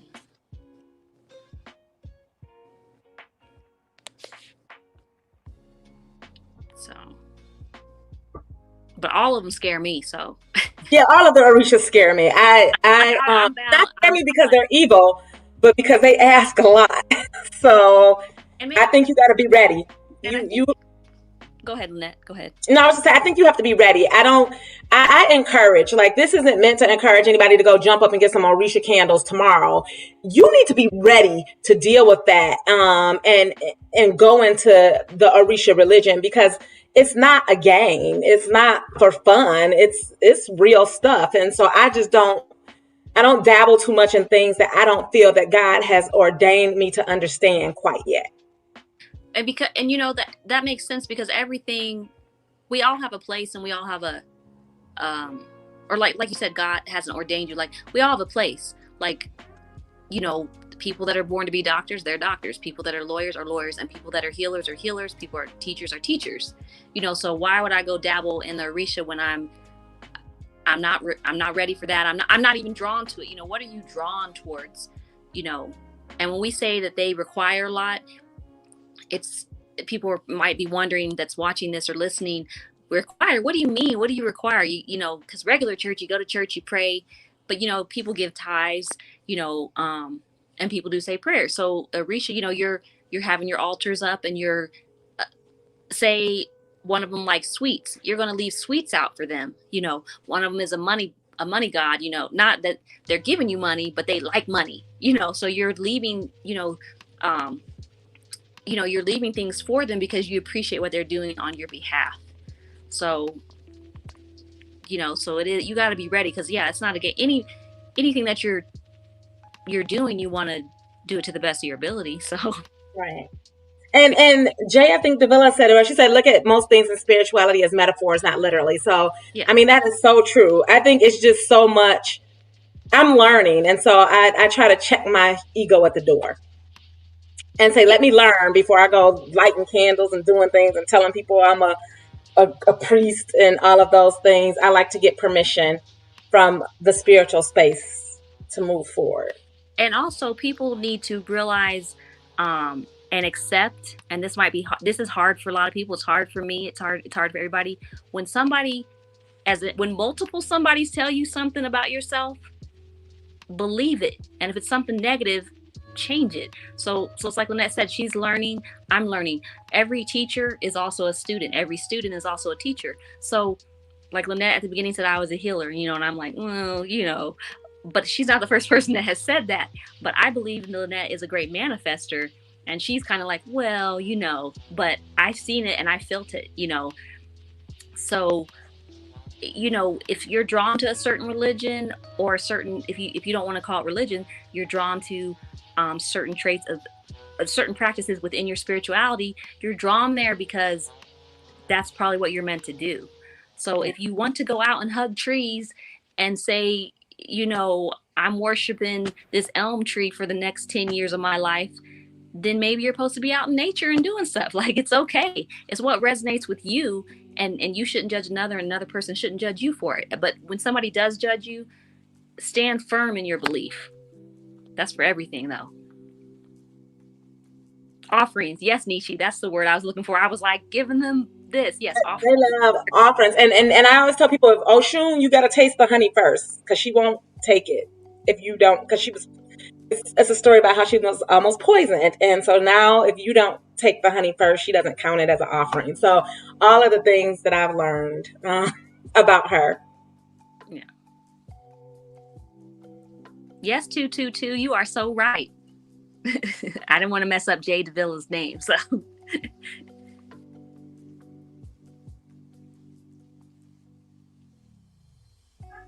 I think Nino is there, so we'll just keep I guess we can keep talking while he coming back to this thing. But I think, I think she's right. It's all about your own power. And you said that as a manifester, I kept manifesting things in a negative, and I was like, when I say stuff, it happens. Let me check that at the door and start speaking differently, because I would say things. I think you were sitting in my living room, a year ago, and I was like, this is going to happen. And then in 6 months, this is going to happen. And this is going to happen. And it was all negative things. And it was like, boom, boom, boom. Yeah. It happened. But it says, what Orisha helps with money? I can tell you that well, a little bit of it, I want to say that it is, because Oshun is the goddess of love and abundance, and money could be considered abundance, but Eshu is the matters of destiny and fate. So I believe that I think that he could help. It just depends on how you're trying to get the money. So that is a helpful thing to know too. Like, how are you trying to get that money? Yeah. And what she said in the chat is true. How you taken like the 7 powers, the 7 chakras, because if you think about it, all the orishas, they have their own color. Our chakras have our own color. One is, we start at the root and then come up, to the crown. So people that really want to know or study any of these, you will start seeing you'll start seeing whatever you're trying to study, it'll start coming to you. You might see a car and it'll be like SHUN on it, and you'll be like, Shun. So coincidences aren't coincidences. I call them God incidences. So, or even in, what should we say? People that were more scientific, logical, like Carl Jung, he said synchronicity. It's all the same. So, but we're talking about spirituality, for us as African Americans, Black people, brown people, right. All of our religions, and spirituality cross over. But what we want to get to the core at today with this podcast, obviously is eliminating some of the fears around it, because there's nothing to be afraid of. You just would need to study and learn, and that's why they say get a mentor. Get a mentor, because you can read all day, which is fine, but you still want to know what you're doing is correct. And that's with anything. That's why people go to school. That's why they go to college. That's why they get certificates. So it's a lot out there, but it's nothing to be afraid of, because at the end of the day, from my perspective, God or the higher power or the all-knowing is always right here, and it always comes out in a crisis or an emergency. So your true nature or somebody else's true nature when a crisis or a true emergency happens. Most of us all act out of love individually. Now, I won't say in a group, because group mentality is a whole nother topic. I said, how did Sango die? It said that he committed suicide to avoid humiliation, because he was asked to come down from the throne, and his ego would not let him do that. So different tribes or different areas have a different story, but that's the story that I've heard most, is that he committed suicide. Yeah, because it's like the telephone game. I'm in Nigeria and I'm over here, and it came down this way. So, ooh, I don't know that one. Lynette, you might know that. I don't know what Orisha Day is. So each Orisha has a day that is honored, and I don't know each one of those, but I know that September 24th, which is, I think, a Tuesday, is September 24th marks the feast of day. Obatala. I think that's the Yoruba creative earth and sculptor of mankind. But each Orisha rules a day. So I don't know each day for the Orisha, but I don't know if that's the question. Yeah, I don't know if that person meant, is it like an All Saints Day or like, Orisha only? But I know they each is their feast day. Yeah. But that's just like the planets. The planets rule a day too. Right. Everything is ruled by something. Because man makes all these things so so people can understand and not be confused. It's always about their own confusion, and they say, hey, this makes sense to me, so let's make this. Uh-oh. We can't hear you. You're talking, but you're on mute.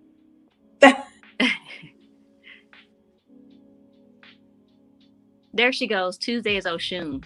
Tuesday is Oshun. Mama. That's the one Orisha I know most about, because that's the only one I've ever worked with. And Ochosi for court. Her color is yellow. Her flower is sunflowers. Honey, she loves oranges. When I saw her post Oshun, I was like, yellows, but that's my gift coming in. So we're not getting any sound from you, Nina. Yeah.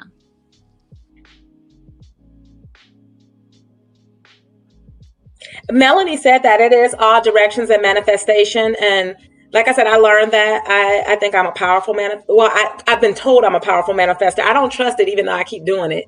But you have to pay attention to your words and your thoughts. And I always say, like, one of the reasons why I resonated with this spirituality is that somebody told me to read a law of attraction book, and I was like, oh, so they're gonna make money off us? That's what they're doing now. But law of attraction feels less scary. It feels, to say the universe, and I'm not saying there's anything wrong with that, because whatever you believe it is, but to say the universe and law of attraction and do a YouTube video, mindful meditation, and have it all sound sweet and good, like that feels better than to deal with things that feel what they say scary. But it really is a little bit of an appropriation of our ancestral historical truths, that they took these things and they repackaged them, and and said, oh, it's law of attraction, go buy this $19 book. Oh, it's love languages, buy this $16 book. And then we run around saying those things, and we don't even realize that these are all things that have been given to us. And like Melanie said, it's hard to pay attention, because it's all right there. Everything, I look at everything in my day as a sign, as a message from God that's trying to guide me through my day. I start every day with what's the best thing that can happen. But if we think about it, we a lot of people are like, what's the worst that can happen? Like, where did that phrase even come from? So I try to start my days with what's the best that can happen, because when I started to understand, like I have on this shirt that says made of magic, when I realized that I was made of magic, I realized that my words were too. So if I said what's the worst that can happen, the day was going to say challenge accepted. But if I say what's the best that can happen, the day is going to say challenge accepted. Right. Yeah, everything. I mean, it really is, like people are saying in the chat, it is what resonates with you. And like Lynette said, she's paying attention to takes everything as a sign. And I'm really, and maybe it's because I guess I do have that healing energy. I really pay attention to my body. I could say something, I get goosebumps. I'd be like, that is accurate. I get that feeling in my stomach, you know, like this ain't no good. Something bad's happening. Or that fast heartbeat, because it's not anxiety. Something is happening. Something's about to happen. And I probably already know what it is if I'm, you know, and you do too, but people, they don't want to pay attention to that. But that is all part of spirituality. It's because we're spiritual beings in a human body. So that's what I do. And then I think the question, he's popping the questions up on here. So we're just we're improvising here. But what is hoodoo? And it, you know, it says that, you know, hoodoo, we talked about that a little bit earlier. It's called slave folk magic. It was from our slave ancestors. They used that as a way to heal and prosper and their faith. Hoodoo is not, let's be clear, hoodoo is actually not a religion. That is a practice.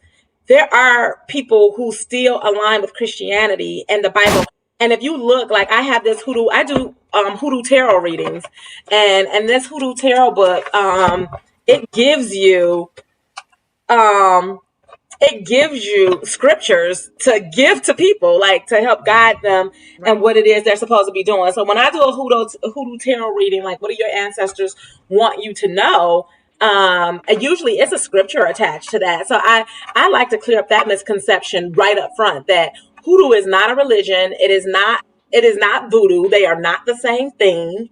And you're gonna love that deck, girl. I saw her say that she had this deck. This deck is my friend. I resonate with one deck for most of my readings, but this deck read me to filth. I was like, I don't even want to do a reading on myself ever again with this deck because it was so true. I did a reading for Lisa with it. She can speak to it, but it's my newest deck. And it's full of scriptures and our ancestors are in it. So I love it. I am loving Nietzsche and Melanie and Jay Davila 222 all up in here, all these women. Yes.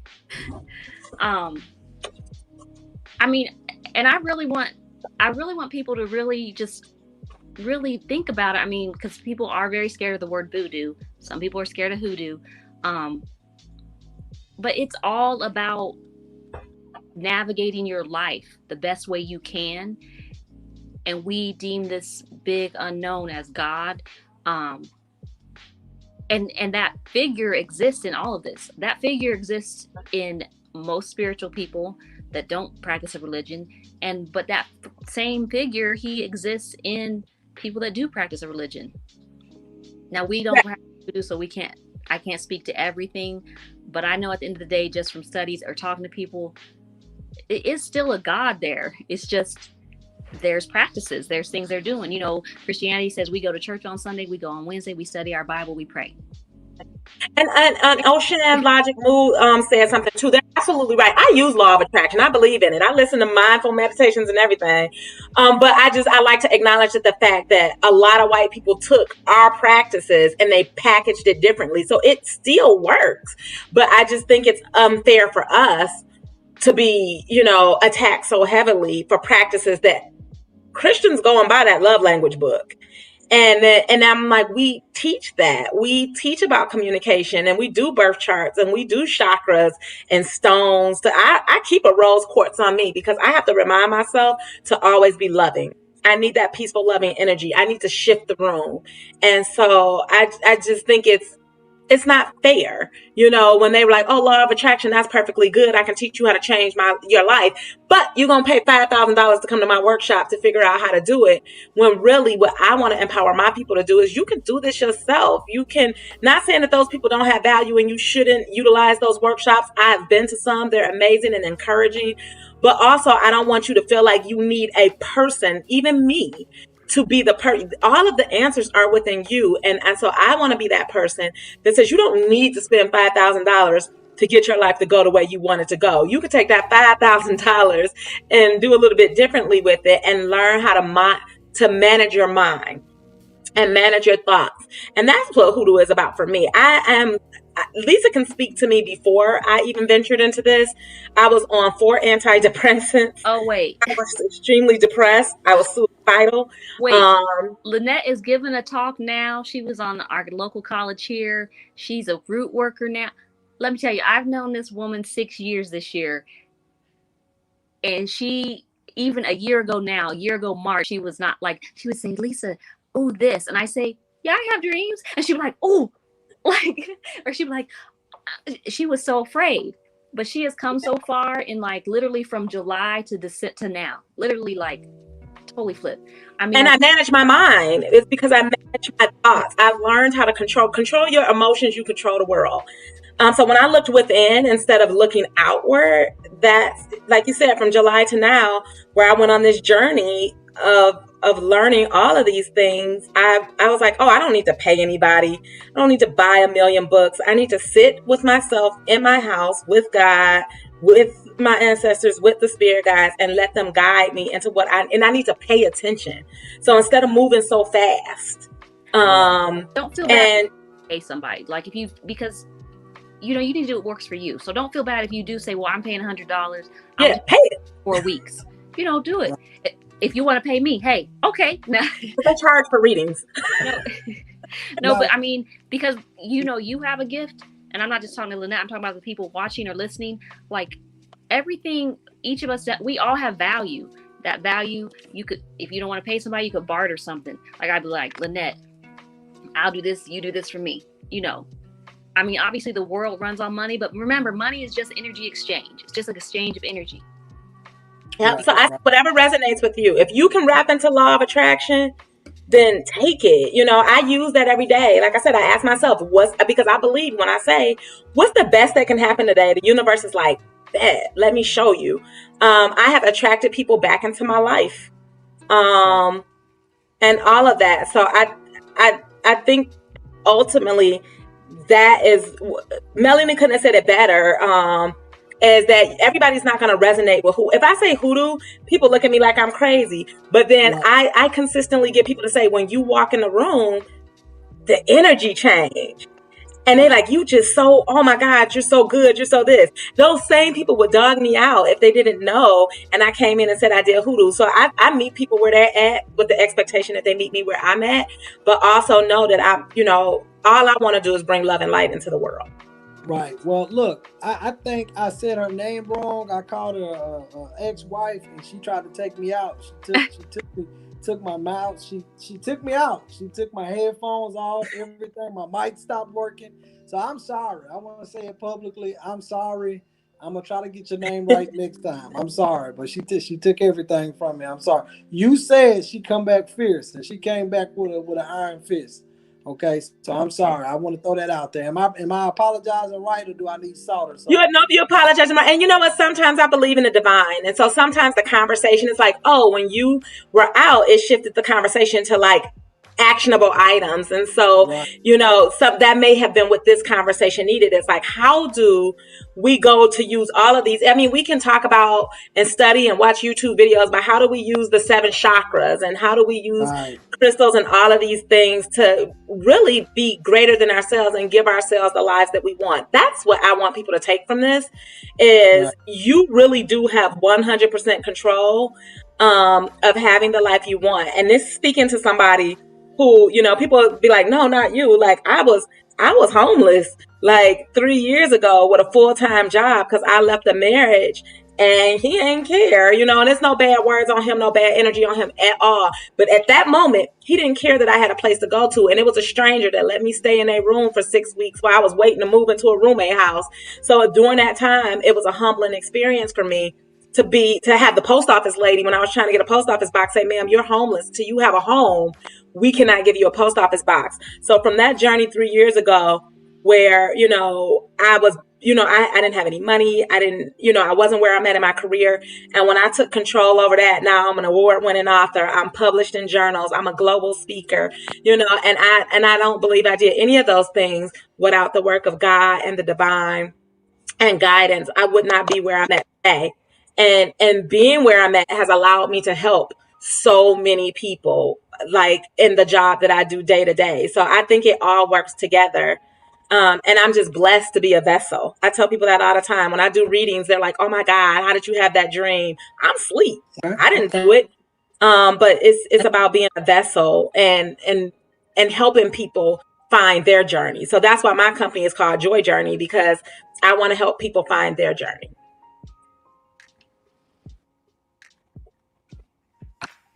Okay. So in closing, what would you encourage people? Because y'all have said a lot of encouraging things and kind of directed people with action items, because I heard those action items and I appreciate those.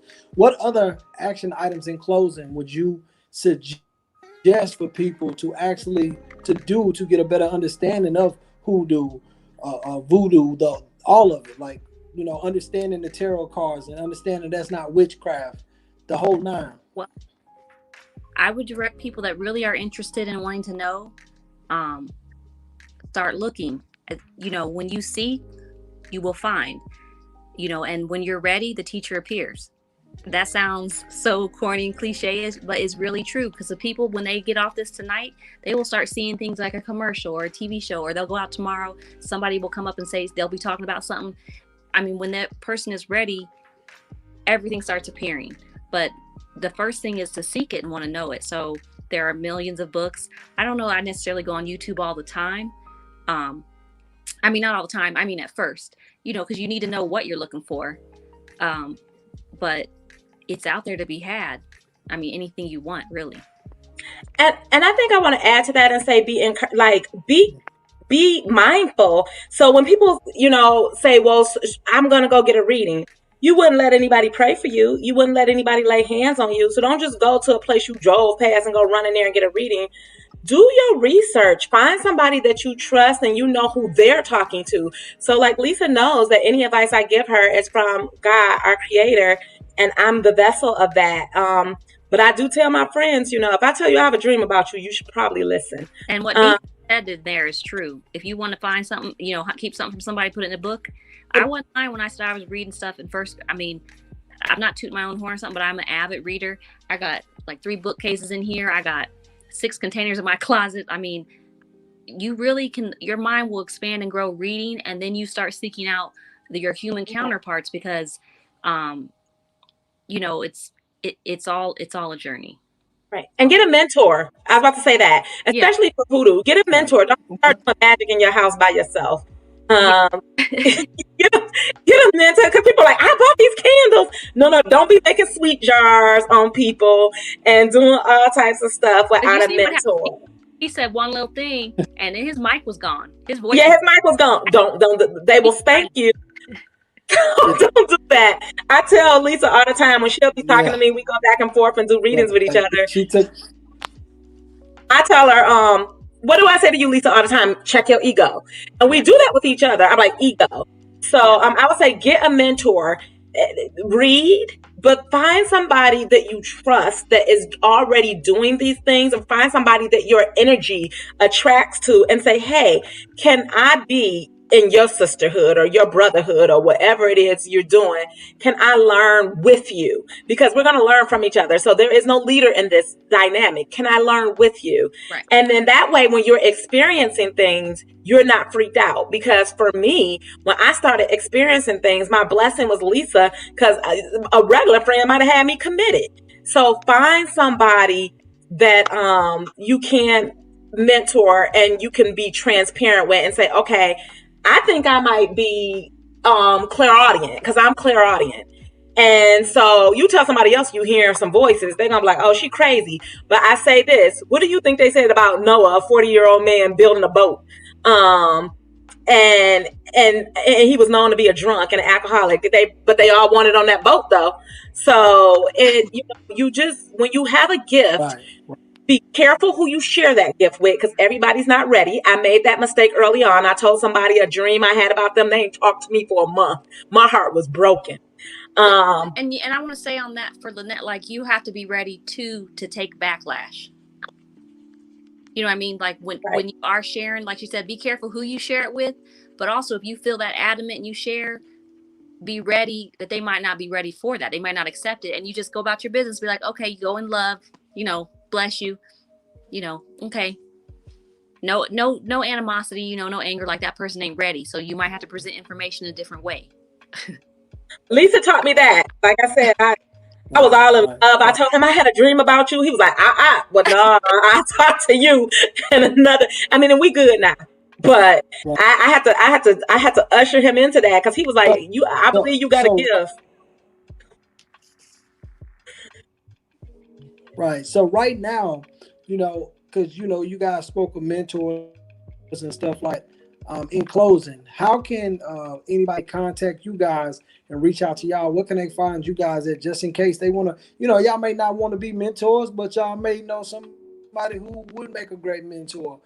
Can y'all leave, in closing, give your final words and kind of know where they can find you guys at? Yeah, absolutely. So you can find me on Facebook. My name, Lynnette Marie. I don't know if they can click on me because I'm in here or not. But I'll give my number too. Text me. It don't matter. Everybody got my number. It's 313-574-2141. That's where people text me if they like, I want a reading. I do readings, and I can send my Etsy page and they can look on there and pick from there. So what I do basically, and when I say this as a mentor, I'll be a mentor to anybody. They end up being a mentor to me too. Right. So I believe that God's purpose is not to give me a gift to keep to myself. It's to share with others, especially when building sister circles. So if anybody wants a reading, they can always reach out to me. I set my phone number, and if anybody if anybody wants a reading, then like I said, once they send me that phone number or text me, then I just send them my Etsy page and they can do it that way. So that is the best way to reach me. But like I said, we both are readers, but I do more, candle work and readings, and then Lisa can tell you what she does. So you guys can find me on Facebook. So this is simple because I'm simple. Lisa, literally just Lisa, Lisa, Lisa. If you go on Instagram, I'm under sassy_healed. So SASSY_ and the word healed. But Facebook, you can reach me fast on there. Just Lisa is my picture. It's my face on there. I also am open to text. I do readings and I pray for people, but I'm big on mentoring. I work in middle school, so I'm always, and I work with mental health. So I'm always big on advising, giving advice, being a shoulder to cry on, things like that, or directing you in the right direction for things. My number is 720-252-5821. But if you find me on Facebook, you found me, Lisa. I was gonna say I will definitely respond. This is my business phone, so. Let's be honest, me and Lynette met online. Yeah, so we did. We met online. So Lynette, what candle can I burn that convinced Lisa to accept my friend request? I've been holding for like 4 days. What candle can I burn to get that accomplished? You know what? We'll make sure she do that. I didn't see no friend request. Look, what? She don't accept it. I bet you some magic about to happen right now. That as soon as you hang up this call, we're gonna manifest a friend acceptance. Yeah, because I sent it like 4 days ago. I said, I don't know, maybe I don't look clean. I gotta go and cleanse or something. She ain't accepted it yet. I don't know. What? Look, I'm really what? Right? No, she got you. I'm gonna go on there. I'm gonna accept all my friend requests. Okay. Except but all listen, one. we got. Okay. Well, now I had 5,000 friends, so I had to unfriend my aunts and uncles in order to send you a friend request. So I worked hard for that. So you gotta accept me, okay? Okay, I'm gonna make sure I accept when we get off this. Now we are 2 hours in. I appreciate y'all energy, y'all knowledge, y'all patience, because like I said, even though I had spare headphones right here, it still didn't work. She was like, nah, no, you gotta say my name right. So I'm for the practice saying her name so she won't do that to me again. But you know what? Don't even worry about it. You didn't I do thank you nothing. guys for your time. Please, people. I'm a Scorpio. I'm a Leo.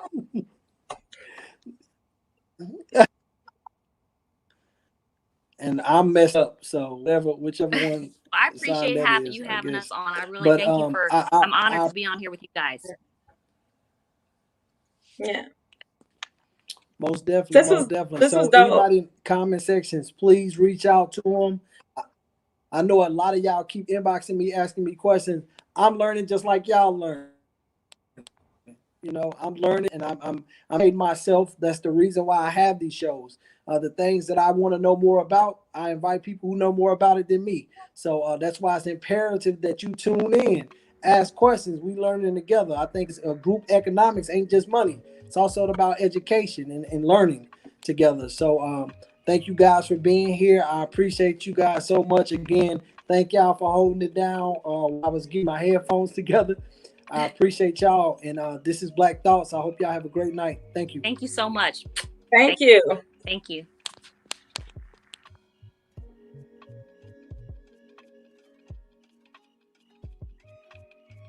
You can't kill my confidence, I think I'm the man. Tell me all the fucks I ever gave on my head.